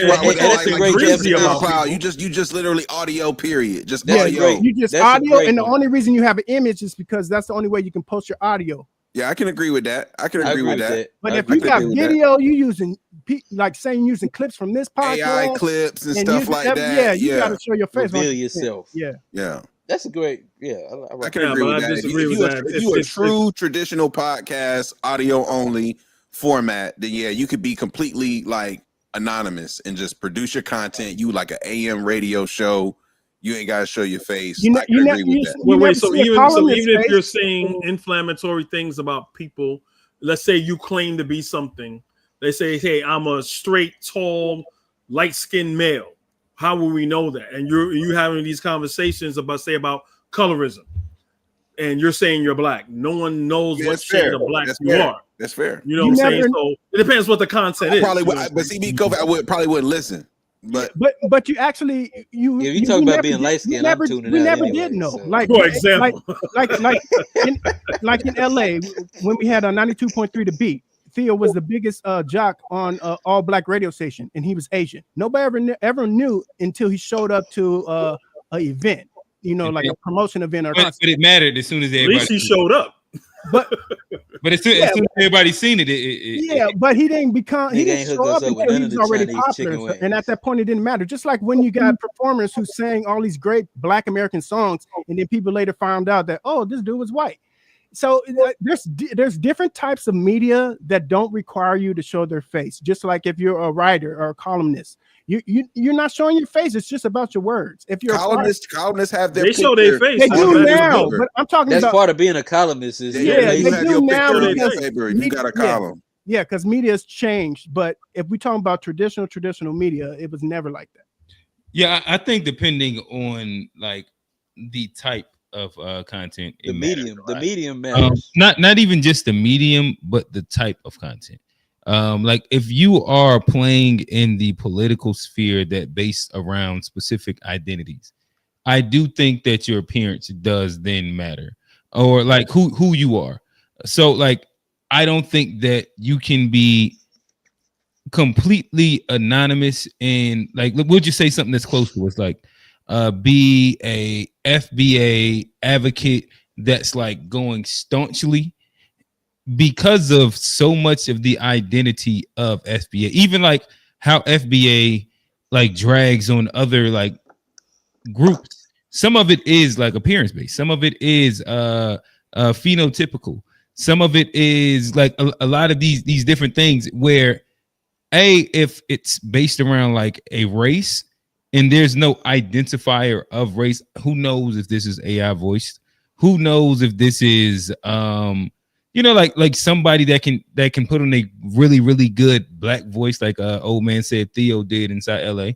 I think that thing, whether it's somebody knows who you are or like there's a way that you can check and verify this person. Not that you have to be up there talking every single time with your face, whatever, any of those things. But I do think that the identity of a person would matter if you play the identity game.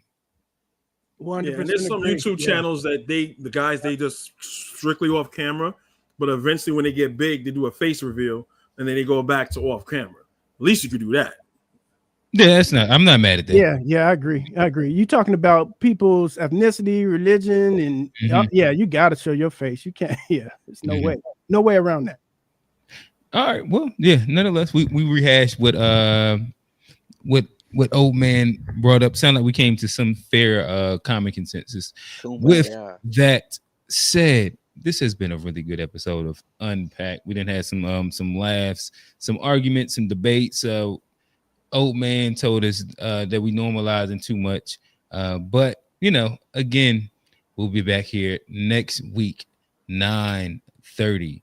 Wednesdays. Shout out to the panel. We had G the King, formerly known as the G-ish podcast. Now still exists, though. We still there. Do not misname him on YouTube. Yeah, so upgrade your graphic. Is media. Yeah, damn. I guess I gotta do that now. God damn. See, that's more work for me. No, But, the podcast still exists though. Let's be clear. GSH Pod still exists. It just falls under the G Axis Media umbrella. Okay. So it's all gravy. It's all gravy. I ain't got to go in the Photoshop. All right, cool. We have Johnny P. He came out with a strong monologue for peace, and then he said he wanted to go eye for eye. Yeah, what was that about? What was that about, Johnny? Did somebody do something to you? They threatened you? What happened? That's why I started with the peaceful shit. Yeah, but why? Somebody threatened you? Yeah. No, I just something happened, bro. I'm feeling froggy tonight, bro. I'm feeling froggy. All right. Nonetheless, we said turn them cameras on, and I got Kofi called in with that camera on. He has a lot of prominent figures behind him. I'll let y'all identify what y'all believe their purpose behind him is. But with that said, we have old man Cali's finest, one of our constant contributors. We appreciate the voice. We appreciate the POV. I am Q, the host. Catch me on Sunday at 4. No, damn, we didn't change the time. At 6 o'clock at the To Be Fair show. We'll be here 9:30 next Wednesday. The Unpack podcast with To Be Fair show and the G-ish podcast future named G Axis Media. This has been a great episode. We appreciate it. Peace.